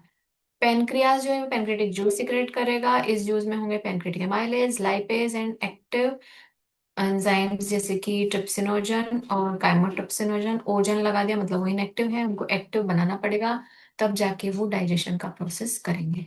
फिर आते हैं हमारे न्यूक्लियसेस भी प्रेजेंट हैं, जो कि न्यूक्लिक एसिड को डाइजेस्ट करेंगे। और न्यूक्लिक एसिड कौन से, जो फूड पार्टिकल में भी तो DNA वगैरह होगा ना, उसको डाइजेस्ट करेंगे। देन वो इंटेस्टाइनल म्यूकोजा आएगा, जो कि डाइजेस्टिव एंजाइम सिक्रेट करेगा। गॉबलेट सेल जो है म्यूकोजा के, वो म्यूकस प्रोड्यूस करेंगे। म्यूकस और इंटेस्टाइनल एंजाइम मिलके इंटेस्टाइनल जूस बनाएंगे। स्यूकस एंटेरिकस भी उसे बोला जाता है। अब देखो इंटेस्टाइनल जूस जो उसमें क्या क्या है, डाइपेप्टिडेज, लाइपेज एंड डाइसेकेराइड्स, यानी कि ये प्रोटीन का डाइजेशन करेंगे, ये लिपिड का डाइजेशन करेंगे, और ये जो है ये करेंगे कार्बोहाइड्रेट, यानी तीनों का डाइजेशन हो जाएगा हमारे इंटेस्टाइन। नेक्स्ट जो पेनक्रेटिक और इंटेस्टाइनल लाइपेजेस हैं वो पहले कन्वर्ट होंगे फैटी एसिड और डाइग्लिसराइड्स में, देन डाइग्लिसराइड मोनोग्लिसराइड में, क्योंकि एक एक जो हमने पढ़ा था ग्लिसरॉल वाला 3 चेन होती है उसमें, डाइसेक्राइड में यानी 2 चेन अटैच है एक्स्ट्रा, ग्लिसरॉल में फैटी एसिड की चेन अटैच है, ये फैटी एसिड की चेन है, ये ग्लिसरॉल का स्ट्रक्चर है, ये डाइपेप्टाइड सॉरी डाइग्लिसराइड है, यानी एक चेन हटाई एक को डिसॉल्व किया, अब वो क्या बन गया, मोनोग्लिसराइड। ठीक है, तो फैटी एसिड को इस तरह से रिमूव किया जाता है और उसको सॉल्युबल या फिर सिंपल फॉर्म में बनाया जाता है। म्यूकस और बाइकार्बोनेट्स भी पेनक्रेटिक जूस में प्रेजेंट होते हैं जो इंटेस्टाइनल म्यूकोजा को प्रोटेक्ट करेंगे और एल्कलाइन मीडियम देंगे एंजाइमेटिक एक्शन करने के लिए। देन सब म्यूकोजल ब्रूनर्स ग्लैंड प्रेजेंट होती है जो कि गॉबलेट सेल्स को एक्ट करने में हेल्प करेगी, और ये स्मॉल इंटेस्टाइन में जाकर ये पूरा का पूरा हमारा डाइजेशन का प्रोसेस कंप्लीट हो जाएगा। अब लार्ज इंटेस्टाइन जो इसमें डाइजेशन नहीं होगा, डाइजेशन का प्रोसेस यहाँ कंप्लीट हो चुका है। लार्ज इंटेस्टाइन में ओनली क्या होगा, एब्जॉर्प्शन का ही प्रोसेस बेसिकली उसमें ज्यादा होता है। हमें हंगर क्यों फील फील होता है, क्योंकि एक हार्मोन रिलीज होता है ग्रेलिन। ठीक है, तो ग्रेलिन जैसे ही सीक्रेट होगा हमें भूख का एहसास होगा, और ये स्टमक के द्वारा, स्मॉल इंटेस्टाइन, पेनक्रियाज और ब्रेन के द्वारा ये हार्मोन सीक्रेट किया जाता है। ठीक है, नेक्स्ट हम लोग बात करेंगे, नेक्स्ट जब हम लोग बात करेंगे आगे की, तो हम देखेंगे कि इसको हंगर हार्मोन के नाम से भी जाना जाता है, और इसका काम क्या है, फंक्शन क्या है, एपेटाइट को स्टिमुलेट करना, भूख बढ़ाना, फूड इंटेक को इंक्रीज करना, और फैट का स्टोरेज करने में भी मदद करता है। इसलिए अगर ग्रेलिन किसी में ज्यादा सीक्रेट होगा तो उससे भूख ज्यादा लगेगी और वो फैट भी ज्यादा स्टोर करेगा बॉडी में। एक्शन जो है पैनक्रेटिक जूस का देख लेते हैं। पैनक्रेटिक एमाइलेज एक्ट करता है ग्लाइकोजन पे और स्टार्च पे, जो कि डाइसेकेराइड में उनको कन्वर्ट करेगा। डाइसेकेराइड में पता है दो यूनिट होती है शुगर की, मेल्टोज हो या फिर सुक्रोज भी हो सकती है। नेक्स्ट आता है लाइपेज। लाइपेज एज मतलब एंजाइम है, लिपिड पे एक्ट करेगा, ये हाइड्रोलाइज कर देगा फैट मॉलिक्यूल को, फैटी एसिड और मोनोग्लिसराइड में कन्वर्ट करेगा, और ये इनएक्टिव ट्रिप्सिनोजन को एक्टिव बना देगा और ट्रिप्सिन में कन्वर्ट कर देगा। ठीक है, ये जो पेनक्रेटिक जूस में प्रेजेंट था ट्रिप्सिनोजन, उसको। अब ये जो कन्वर्जन है इससे एंटेरोकाइनेज जो है वो एंजाइम भी इसमें आ जाएगा, जो कि इंटेस्टाइनल जूस में प्रेजेंट है, वो ट्रिप्सिन को कन्वर्ट करे, हेल्प करेगा डाइजेस्ट करने में, और जो ट्रिप्सिन प्रोटीन को कन्वर्ट कर देगा प्रोटियोजेस में, पेप्टोन्स में, और ये पॉलीपेप्टाइड चेन के ही पार्ट है, यानी पॉलीपेप्टाइड चेन को जब ब्रेक डाउन किया तो किस में कन्वर्ट हो गए, प्रोटियोजेस से पेप्टोन्स में। अब ये जो है काइमोट्रिप्सिनोजन को कन्वर्ट करेगा काइमोट्रिप्सिन में। ठीक है, काइमोट्रिप्सिन जो है वो पॉलीपेप्टाइड को अगेन डाइपेप्टाइड में कन्वर्ट करने का काम करेगा। न्यूक्लियसेस जो होते हैं पेनक्रेटिक जूस में प्रेजेंट होते हैं वो न्यूक्लिक एसिड, पेंटोस शुगर और नाइट्रोजन बेस में कन्वर्ट कर देंगे। ठीक है, तो न्यूक्लिक एसिड हमने पढ़ा था, उनको किस में कन्वर्ट करेंगे, पेंटोस शुगर और नाइट्रोजन बेस में। एडेनिन ग्वानिन थायमिन ये सब भी टूटेंगे तभी तो एटीपी जीटीपी सब बनेंगे। देन देखो इसमें फ्लो चार्ट में देखते हैं, न्यूक्लिक एसिड पे एक्ट करेगा न्यूक्लियस, न्यूक्लियोटाइड बनाएगा, न्यूक्लियोटाइड पे एक्ट करेगा nucleotidase, nucleoside nucleoside and phosphate बनाएगा, न्यूक्लियोसाइड्स में न्यूक्लियोसाइडेज तो शुगर और नाइट्रोजन बेस। मैल्टोज पे मैल्टेज एक्ट करेगा, ग्लूकोज बनाएगा, सुक्रोज पे सुक्रेज एक्ट करेगा, ग्लूकोज पे फ्रुक्टोज बनाएगा, लैक्टोज पे लैक्टेज एक्ट करेगा, ग्लूकोज प्लस गैलेक्टोज बनाएगा। याद रखो ये बहुत इजी भी है याद रखने में। गैलेक्टोज के आगे से गैल हटा दिया, लैक्टोज बन गया। नेक्स्ट आता है डाइपेप्टाइड्स को कौन डाइजेस्ट करेगा, डाइपेप्टिडेज, और वो अमीनो एसिड में कन्वर्ट करेगा। इमल्सिफाइड फैट को लाइपेज एक्ट करेगा फैटी एसिड मोनोग्लिसराइड में। प्रोटीन का कन्वर्जन होगा अमीनो एसिड में, फैट टूटेगा फैटी एसिड मोनोग्लिसराइड में, nucleic acid sugar nitrogen bases में, कार्बोहाइड्रेट मोनोसेक्राइड में। अब जो फूड हमें मिला है वो बन चुका है काइल, यानी पहले बना था काइम अब बन गया काइल। काइम से कौन बन गया, काइल, यानी काइल जो है वो और भी ज्यादा डाइजेस्टेड फूड है हमारा। ठीक है, तो पहले मुंह में जब था, यानी कि हमारे माउथ में जब वो था, तब तो उसको हमने बोला बोलस। बोलस जब स्टमक में गया, वो डाइजेशन हो गया, उसका बन गया काइन। काइन जब इंटेस्टाइन में गया, वो बन गया काइल। अलग अलग जगह उसके नाम चेंज हो रहे हैं। एल्कलाइन स्लेरी लाइक होता है, इसमें न्यूट्रिशन होता है, एब्जॉर्प्शन होगा इनका न्यूट्रिएंट्स का, जो कि काइल में प्रेजेंट है। ठीक है, और जो अनडाइजेस्टेड रिमेंड होता है वो लार्ज इंटेस्टाइन में भेज दिया जाएगा। तो लार्ज इंटेस्टाइन की म्यूकोसा जो है वो म्यूकस सिक्रेट करेगी, इसमें कोई एंजाइम नहीं होंगे। कार्बोहाइड्रेट और प्रोटीन बहुत ही ट्रेस अमाउंट में लार्ज इंटेस्टाइन में एंटर होते हैं, और उनका वो जो डाइजेशन होता है, तो वो डाइजेशन करेंगे किस में, बैक्टीरिया पे एक्ट करेंगे, जो कि लार्ज इंटेस्टाइन में जो गुड बैक्टीरिया रहे हैं वो एक्ट करेंगे उन फूड मटेरियल पे जो बचा कुचा थोड़ा बहुत जो प्रोटीन और कार्बोहाइड्रेट बचा है। कार्बोहाइड्रेट जो है उन्हें बैक्टीरियल एक्शन जब होगा तो प्रोसेस को बोलेंगे फर्मेंटेशन, और वहां पे हाइड्रोजन, कार्बन डाइऑक्साइड और मीथेन गैस का प्रोडक्शन होगा, जो कि कोलोन वाले पार्ट में होगा। तो जो कोलोन वाला पार्ट है, हमने पढ़ा था सेल यूनिट ऑफ लाइफ में, मिथेनोजन बैक्टीरिया। ये मिथेनोजन बैक्टीरिया जो है मीथेन गैस में गैस मीथेन गैस में प्रोडक्शन कर देंगे, कार्बन डाइऑक्साइड में प्रोडक्शन कर देंगे। ठीक है, उसके बाद हम लोग बात करेंगे जो भी गैस रिलीज होती है वो क्या है, उसमें क्या प्रेजेंट होता है कंटेंट, उसमें carbon dioxide and methane gas होता है। नेक्स्ट हम बात करेंगे प्रोटीन डाइजेशन की। तो प्रोटीन डाइजेशन जो लार्ज इंटेस्टाइन में जाके अब पूरा का पूरा एंड अप होगा, तो सब्सटेंस बनेंगे इंडोल, स्केटोल एंड H2S यानी हाइड्रोजन सल्फाइड। अब इन्हीं की वजह से जो फीसेस में जो स्मेल होती है, ऑर्डर होती है, वो इन्हीं तीनों की वजह से होता है। अगर किसी की मात्रा ज्यादा या कम होती है तो उसकी वजह से उसका ऑर्डर वेरी करता है। नेक्स्ट, जो बैक्टीरिया है उनमें कई विटामिन बनाने की कैपेसिटी होती है, विटामिन बी एंड विटामिन के। ये डाइजेस्टिव एंजाइम्स के लिए भी एसेंशियल है, और जूसेस प्रोडक्शन के लिए भी मतलब इम्पोर्टेंट होते हैं।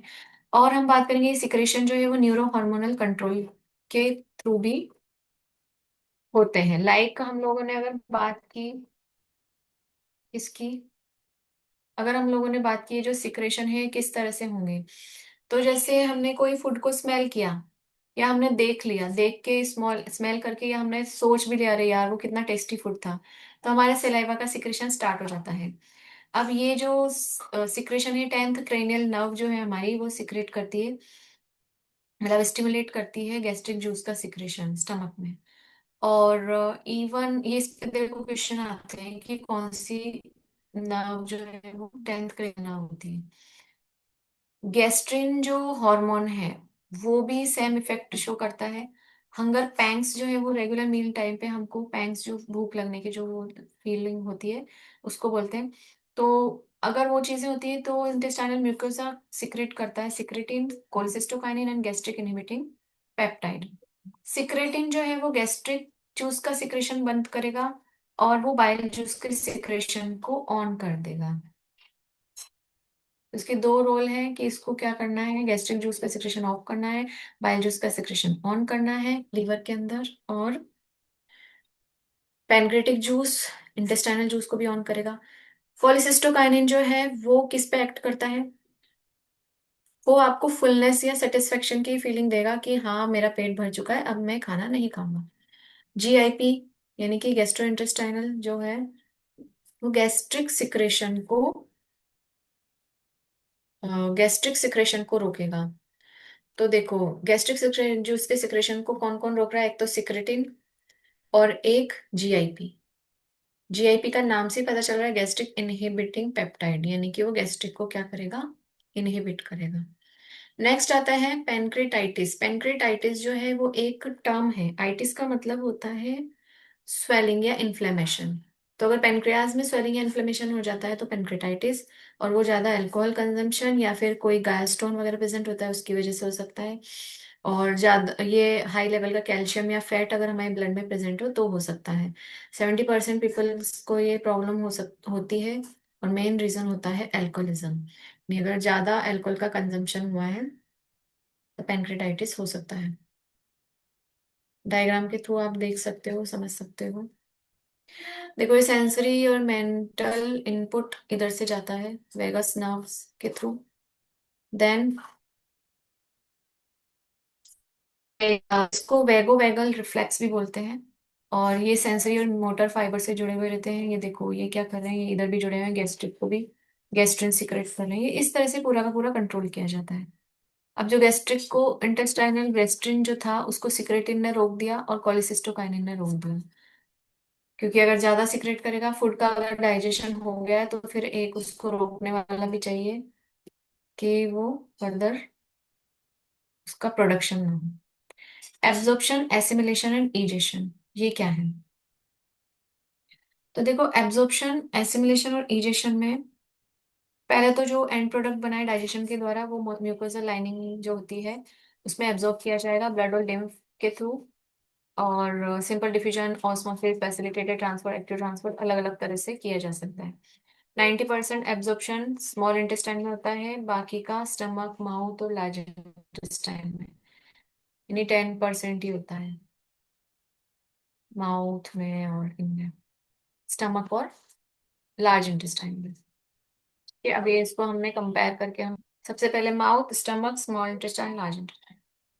माउथ में होती है म्यूकोजा, इसमें इम्परमेबल म्यूकोजा। ठीक है, माउथ में लोअर साइड जो होता है वो टंग होता है, कुछ ड्रग्स और पेन किलर का एब्जॉर्प्शन इसमें होगा। स्टमक में little water, electrolyte, alcohol, drug like aspirin, उसका जो एब्जॉर्प्शन होगा। विलाई जो होती है स्मॉल इंटेस्टाइन में, और ब्लड कैपिलरीज होती हैं जो कि glucose, fructose, amino acid, mineral और वाटर सॉल्युबल विटामिन को एब्जॉर्ब करेंगी। लैक्टियल जो होती है, लैक्टियल पढ़ी थी ना अपन विलाई के अंदर इस तरह, वो लिपिड और फैट सोल्युबल विटामिन को एब्जॉर्ब करेंगी। लार्ज इंटेस्टाइन में water, electrolyte, sodium chloride, drugs और ये जो विटामिन से उनका एब्जॉर्प्शन होता है। ड्रग्स जो है यहाँ मेडिसिन से रिलेशन है, ड्रग्स को अदरवाइज मत लेना। ड्रग्स का एक मतलब होता है मेडिसिन। अब एब्जॉर्प्शन होगा न्यूट्रिशन का एलिमेंट्री कैनाल में, वो देखते हैं। पहला है सिंपल सिंपल जब होगा प्रोसेस।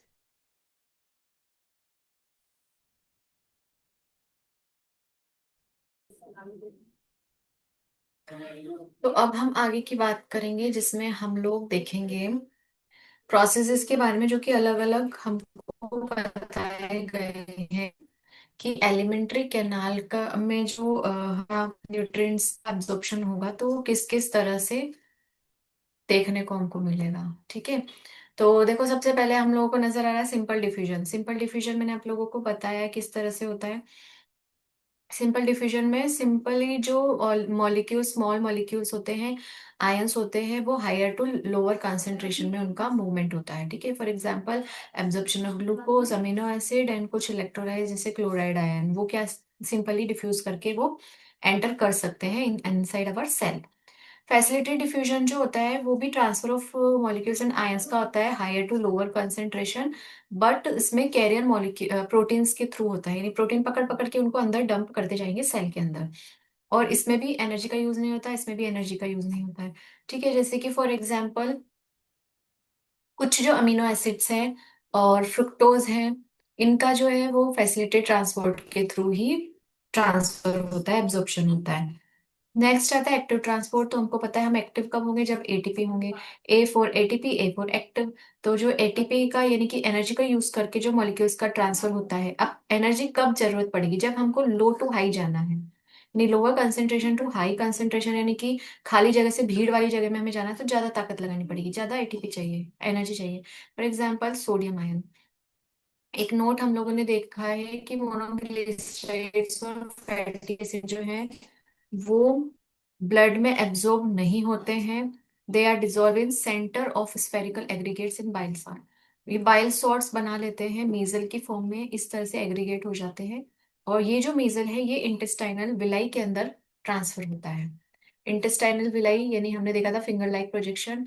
ठीक है, तो बता देती हूँ आप लोगों को, डायग्राम के थ्रू समझ में आएगा। देखो इसमें कैसा होता है, विलाई का हमने इस तरह का स्ट्रक्चर देखा था। तो ये जो विलाई है इसके अंदर मीजल की फॉर्म में एंटर होंगे इससे छोटे छोटे, इनको हम बोलते हैं। यहीं पे इनका क्या होगा, और फर्दर इनको ग्लोब्यूल्स, फैट ग्लोब्यूल में कन्वर्ट कर दिया जाएगा। इनके बाहर एक कवरिंग दे दी जाएगी इन माइक्रोविलाई या विलाई के अंदर। इनको हम क्या बोलेंगे अब? काइलोमाइक्रोन। एक टर्म आती है काइलोमाइक्रोन। ठीक है। तो माइक्रोविलाई के अंदर जा रहे हैं, इसलिए हमने इनको कवरिंग दी, तो हमने नाम क्या दिया? काइलोमाइक्रोन। कुछ small protein coated fat globule होते हैं, यानी कि ये जो कवरिंग है ये किसकी होती है? प्रोटीन की बनी होती है। अब ये लेक्टियल्स में यानी लिम्फ वेसल्स में ट्रांसफर कर दिए जाते हैं। जो हमने लिम्फ वेसल्स पढ़ी थी यहाँ पे येलो कलर की, उनमें ट्रांसफर कर दिए जाते हैं, और फर्दर फिर यहाँ से वो ब्लड स्ट्रीम में डंप कर दिए जाते हैं। यानी कि ये जो है ये बॉडी एब्जॉर्ब नहीं कर रही है, क्या है? ब्लड में ही घूमते रहते हैं। इसीलिए हम लोगों को जो है कभी कोलेस्ट्रॉल बढ़ रहा है, कभी कुछ हो रहा है, वो इसलिए होता है क्योंकि ये सब चीजें ब्लड में ही हमारे घूमती रहती है। अगर यूज करना है तो ब्लड से ही हम डायरेक्ट यूज कर सकते हैं फॉर एनर्जी प्रोडक्शन। अब एसिमिलेशन जो है न्यूट्रिएंट्स का, वो पढ़ेंगे एलिमेंट्री कैनाल में। तो एसिमिलेशन का मतलब है एब्जॉर्ब फूड मटेरियल जो है वो फाइनली टिश्यू और हमारे जो सेल का प्रोटोप्लाज्म है उसके अंदर तक पहुंच चुका है। यही होता है एसिमिलेशन। नेक्स्ट एब्जॉर्प्शन तो मतलब सरफेस तक भी होगा और पूरे अंदर तक जो चला जाएगा, स्टोर हो जाएगा, वो है एसिमिलेट करना, एसिमिलेशन। इजेशन यानी कि food out of the body हमें फेंकना है, यानी कि अनडाइजेस्टेड वेस्ट जो है उनको फीसेस की फॉर्म में कन्वर्ट कर दिया जाता है कोलोन में, और वो रेक्टम तक पहुंचता है। फीसेस में कंस्टिट्यूएंट क्या क्या होते हैं, किस किस चीज से मिलके फीसेस हमारे बनते हैं? वो है वाटर, इनऑर्गेनिक सॉल्ट, और म्यूकोजल या स्लग्ड ऑफ म्यूकोजल सॉल सेल्स भी बोल सकते हैं। उसमें बैक्टीरिया होंगे, अनडाइजेस्टेड फूड भी होंगे। और रेक्टम का डिस्टेंशन का मतलब क्या है कि रेक्टम की जो लेयर है उस पे कुछ सेंसिटिव रिसेप्टर्स प्रेजेंट होते हैं। तो ये जो सेंसिटिव रिसेप्टर्स हैं ये स्टिमुलेट हो जाते हैं, इन पे प्रेशर पड़ता है तो स्टिमुलेट होते हैं। उनमें न्यूरल रिफ्लेक्स जो है वो एक्टिवेट हो जाता है, जो नर्व्स एंडिंग जुड़ी होती हैं, कि उनको ये पता लगता है कि अब जो है हमें इजेशन का काम करना है, यानी कि एक्सक्रेटा को आउट ऑफ बॉडी रिलीज करना है। ये वॉलंटरी प्रोसेस है, हमारे विल में, विल के अंडर में होता है। यानी हम चाहें तो आधे घंटे भी रोक सकते हैं उसको, या फिर हम हाथों हाथ भी एक्सपेल आउट कर सकते हैं। एनल ओपनिंग के थ्रू ये होता है, और यहाँ पर भी स्फिंक्टर मसल्स होती हैं जो कि उनके एनल स्फिंक्टर्स भी उनका नाम है, जो कि क्या करता है? उनको आउट ऑफ द बॉडी जाना है या रोकना है, उस पे उसको वो कंट्रोल करता है। फूड में जो कंपोनेंट है वो देख लेते हैं क्या क्या होता है। फैट्स, प्रोटीन, कार्बोहाइड्रेट्स होते हैं। उसमें कितनी कैलोरी होती है? फैट में 9.45, प्रोटीन में 5.65 एंड कार्बोहाइड्रेट में 4.1। फिजियोलॉजिकल वैल्यू किलोग्राम कैलोरी पर ग्राम में फैट की 9 होती है, प्रोटीन और कार्बोहाइड्रेट की 4 होती है। न्यूट्रिशन डिसऑर्डर के बारे में हम बात करेंगे, या फिर हम इनको डिसऑर्डर्स ऑफ डाइजेस्टिव सिस्टम के नाम से भी जानते हैं। तो दोनों में से किसी के नाम से तो समझ जाना एक ही चीज है। न्यूट्रिशन रिलेटेड डिसऑर्डर्स को ही हमने अलग अलग फूड की बेस्ड कैटेगरीज में हमने उसका कितना कंजम्पशन किया उसके अकॉर्डिंग ही, और कैसा उसका डाइजेशन हो रहा है, ग्लैंड्स कैसे उसमें डाइजेस्ट कर पा रही है फूड को, उस तरह से हमने उनको कैटेगराइज किया है ना, नेमिंग उसकी की है। तो लिटिल एक्स्ट्रा, थोड़ा सा ज्यादा या लेस भी न्यूट्रिशन अगर मिलता है डाइटरी में, तो वो हमको डिसऑर्डर दे सकता है। यानी कि इन एडिक्वेट अमाउंट में हमने प्रोटीन ले लिया, तो प्रोटीन एनर्जी का मेल न्यूट्रिशन हो जाएगा। इनएडिक्वेट मतलब प्रॉपर नहीं लिया है, कम लिया है हमने इनटेक, तो प्रोटीन का हमें हमें न्यूट्रिशन हो जाएगा, उसको पैम बोलते हैं। ये जो है विटामिन्स और मिनरल्स जो हमारे डाइट में प्रेजेंट होते हैं, उनकी भी अगर हमने सही मात्रा में नहीं लिया तो भी डिसऑर्डर हो सकते हैं। पैम जो है यानी कि प्रोटीन एनर्जी मेल न्यूट्रिशन की वजह से दो तरह की डिजीज होते हैं, क्वाशरकर एंड मैरास्मस। तो देखते हैं किस तरह से होते हैं। क्वाशरकर जो है वो 1 साल से लेकर 3 साल तक की एज बच्चों को क्वाशरकर होता है। यानी इसमें होता क्या है, वो बच्चा अंडर वेट हो जाएगा, और उसमें देखो ग्रोथ आपको नजर नहीं आएगी। ठीक है, उसमें स्टंटेड ग्रोथ है, ब्रेन डेवलपमेंट नहीं हो रहा है, भूख नहीं लग रही, एनीमिया है, उसकी बैली जो है वो बाहर की तरफ ऐसे निकली हुई हो जाएगी, प्रोट्रूडिंग, और लेग्स पतले हो जाएंगे, आंखें बाहर आ जाएंगी, और जो लोअर लेग होते हैं उन लोअर लेग में इडिमा, सूजन हो जाएगी, और फेस पे भी स्वेलिंग उसको देखने को मिलेगी। स्किन और हेयर कलर में भी उसका थोड़ा सा हमें चेंज देखने को मिलेगा, समझ जाएंगे उसको क्वाशरकर डिजीज हुई है। यानी कि प्रोटीन एनर्जी मेल न्यूट्रिशन उसको हुआ है। नेक्स्ट आता है मेरेस्मस। मेरेस्मस बहुत लंबे समय तक अगर वो हमने क्योर ना किया जाए तो क्वाशरकर कन्वर्ट हो जाता है मेरेस्मस में, जो कि मिलता है 1 साल, सॉरी, क्वाशरकर बाद में होता है। अगर बहुत ज्यादा टाइम तक हमने उसको नहीं दिया, यानी कि 1 साल तक के बच्चों में होगा मेरेस्मस। मेरेस्मस। और क्वाशियरकर जो होता है उसकी स्पेलिंग देखो, क्वाशियर, क्वाशियर। तो स्पेलिंग बड़ी किसकी, इसकी, यानी कि 1 से 3 साल के बच्चों को होगा, और ये सिर्फ 1 साल तक। छोटे स्पेलिंग छोटे बच्चे, बड़ी स्पेलिंग थोड़े बड़े बच्चे। नेक्स्ट, प्रोटीन डेफिशिएंसी जो है वो टोटल जो फूड कैलोरी की जो वैल्यू है उसको कम कर देती है। कैलोरी अगर कम होगी तो उसमें इतनी एनर्जी नहीं रहेगी, उसमें फिजिकल ग्रोथ दिखेगी नहीं, मेंटल डेवलपमेंट नहीं होगा, सबक्यूटेनियस फैट एक्स्ट्रा नजर आए, मतलब जो सबक्यूटेनियस फैट जो होता है, यानी थोड़ा जो ग्लो होता है स्किन में, वो नजर नहीं आएगा, वो डिसअपियर हो जाएगा। रिप्स जो है वो प्रोमिनेंट हो जाएंगी, नजर आने लगेंगी रिप्स ऐसे, चेस्ट में से उसको रिप्स दिखेंगी। लिम्स जो हैं वो बहुत पतले हो जाएंगे हाथ पैर, और ड्राई स्किन हो जाएगी, थिन और रिंकल स्किन हो जाएगी, वेट लॉस होगा, डाइजेशन प्रॉपर नहीं होगा, और फूड का एब्जॉर्प्शन स्टॉप हो जाएगा। डाइजेस्टिव ग्लैंड जो है वो भी एब्जॉर्प्शन करना सही से फंक्शन करना कम कर देगी। मैरस्मस में इडिमा नहीं होता है, ठीक है, तो शुरुआती की बात होती है, इसलिए वो इडिमा यानी स्वेलिंग नहीं होती है। और ये न्यूट्रिशन की कमी की वजह से होता है। जो लोग गरीब होते हैं, जिनकी बहुत बड़ी फैमिली है, या फिर बच्चे बीमार ज्यादा रहते हैं, तो उस, या फिर early termination of breast feeding, जल्दी अगर बंद कर दिया है बच्चों को, या ज्यादा डाइल्यूटेड मिल्क उनको दिया जा रहा है, तो इन केसेस में बीमारी हो सकती है। न्यूट्रिशन के वजह से इन्फेक्शियस डिजीजेस बार बार में होंगी उनको, और कंडीशन वर्स होती जाती है। प्रॉपर डाइट अगर दी जाए तो ये प्रॉब्लम जो है रिवर्स हो सकती है, उसमें मेडिकेशन की नहीं, इसमें न्यूट्रिशन की जरूरत होती है। ठीक है, फिर उसके बाद हम लोग देखते हैं इनडाइजेशन क्या होता है। इनडाइजेशन एक ऐसी बीमारी है जो कि ओवर ईटिंग की वजह से हो जाती है, यानी ये कोई बीमारी नहीं है, अगर हमने किसी दिन ज्यादा खाना खा लिया तो ओवर ईटिंग से हो सकती है। एंजाइम सिक्रेशन प्रॉपर नहीं मिल पाएंगे, ज्यादा ठूस लेंगे तो। स्पाइसी फूड ज्यादा होगा तो एनजाइटी यानी घबराहट, टेंशन वगैरह में, डिस्कम्फर्ट में, ये प्रॉब्लम, मतलब ये प्रॉब्लम इसकी वजह से हो सकती है कि हमने ज्यादा अगर खाना खा लिया तो बेचैनी होगी, घबराहट होगी, और फूड सही से डाइजेस्ट नहीं हो पाएगा। या अगर फूड पॉइजनिंग भी अगर किसी को होती है तो भी इंडाइजेशन की प्रॉब्लम हो सकती है। भूख नहीं लगेगी, एसिडिटी होगी, हार्ट बर्न होगा, रीगर्गिटेशन यानी खाना बार बार मुंह में आएगा, डिस्पेप्सिया यानी कि जो एब्डोमन में, स्टमक में पेन होगा।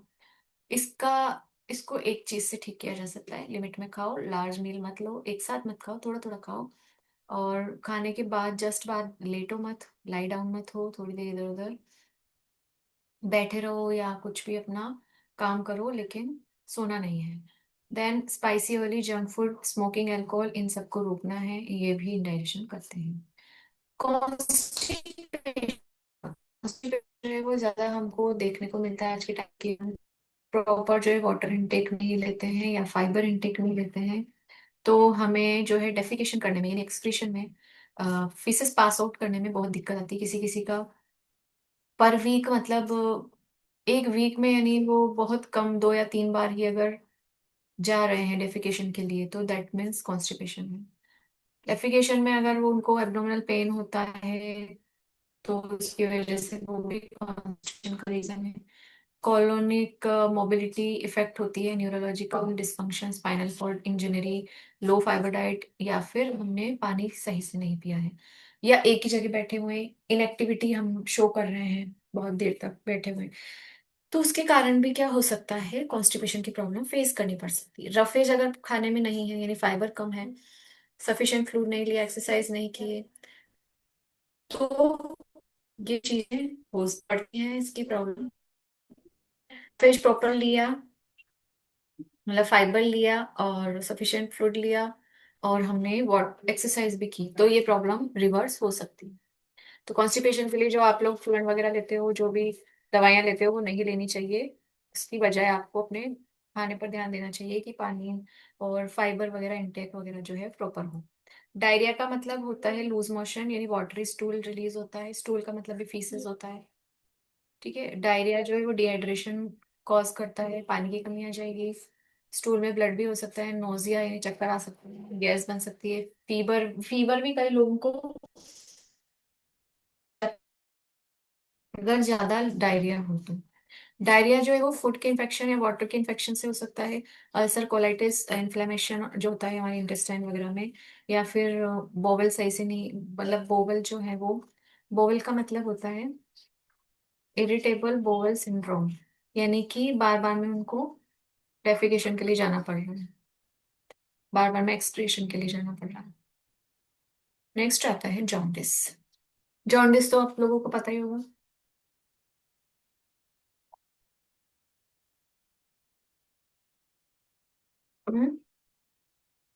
जॉन्डिस पीलिया, यानी कि इसमें क्या होता है, हमारी जो आईज हैं वो कैसी हो जाती है, हमारी आईज जो है वो हमारी येलो कलर की हो जाएंगी, स्किन भी येलो पड़ जाएगी। तो अगर इस तरह की कोई प्रॉब्लम देखने को मिलती है तो जॉन्डिस हो सकता है।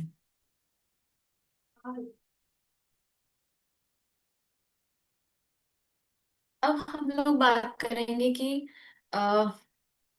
जैसे फॉर एग्जांपल होता क्यों है ये, एबनॉर्मल बिलीरुबिन का मेटाबॉलिज्म और एक्सक्रीशन। जॉन्डिस की वजह से क्या होता है कि एक्सेसिव रेड ब्लड सेल जो है वो ब्रेक डाउन होने शुरू होती है। इसकी वजह से बिलीरुबिन का लेवल बढ़ जाता है लीवर में, और लीवर उसको जितना हैंडल कर सकता है उतना करता है, लेकिन नहीं होगा तो फिर वो बाइल जो है वो लीवर से ड्यूडेनम में जाता है, स्मॉल इंटेस्टाइन में, और वही बिलीरुबिन जो है वो है क्या, वो हीमोग्लोबिन ज्यादा जब टूट रहा है, ब्रेक डाउन हो रहा है, ठीक है, तो वही तो बिलीरुबिन बनता है। ठीक है, और उसके बाद ये फैट सोल्यूबल भी होता है, वाटर सोल्यूबल भी होता है। फैट सोल्यूबल बिलीरुबिन टॉक्सिक होता है ब्रेन के लिए। और जो सीरम बिलीरुबिन है, वो सीरम जैसे मान लो हम लोगों ने सीरम टेस्ट करवाया, यानी ब्लड टेस्ट के थ्रू हमें पता चल जाता है कि बिलीरुबिन की क्वांटिटी ज्यादा है या कम। तो इसके लिए कोई स्पेसिफिक ट्रीटमेंट नहीं है जॉन्डिस का, ओनली इसको सपोर्टिव केयर दिया जाए, प्रॉपर रेस्ट किया जाए। ट्रीटमेंट यही होता है पेशेंट का कि उसके लीवर को जो है वो सही तरह से आराम दिया जाए, सही डाइटरी प्रोडक्ट दी जाए तो वो ठीक हो जाता है। वॉमिटिंग ऐसी कंडीशन है जो कि स्टमक में खाना बार बार में आता है, उसके बाद फिर वो वॉमिट यानी out of the mouth release हो जाता है। इसमें रिवर्स पेरिस्टाल्टिक मूवमेंट होता है गैस्ट्रिक वॉल में। और ये नॉन वाइटल वॉमिटिक सेंटर होता है एक मेडुला में, मेडुला जो हमारा ब्रेन का पार्ट है, वहां पर एक कंट्रोलिंग सिस्टम होता है। वो उसको जब रिफ्लेक्स मिलते हैं तब वॉमिटिंग का प्रोसेस होता है। ठीक है, तो इसकी वजह से अगर ज्यादा वॉमिटिंग हो जाए तो चक्कर वगैरह भी आ सकते हैं, नॉजेटिक फीलिंग हो सकती है, डिजीनेस यानी इस तरह की फीलिंग हो सकती है, बेहोशी जैसा। ये सारी चीजें हैं वॉमिटिंग की। तो ये वाला जो चैप्टर है हमारा ये अब कंप्लीट हो गया है, जिसका नाम था ह्यूमन न्यूट्रिशन। तो ये वन शॉट में आप लोग पूरा देख सकते हो। क्लियर है? तो देखिए और रिवाइज कीजिए, कोई डाउट है तो डाउट सेशन में पूछ लीजिए। नेक्स्ट लेक्चर में मिलते हैं नेक्स्ट अपनी प्रिपरेशन के साथ में। तब तक के लिए happy learning and enjoy learning.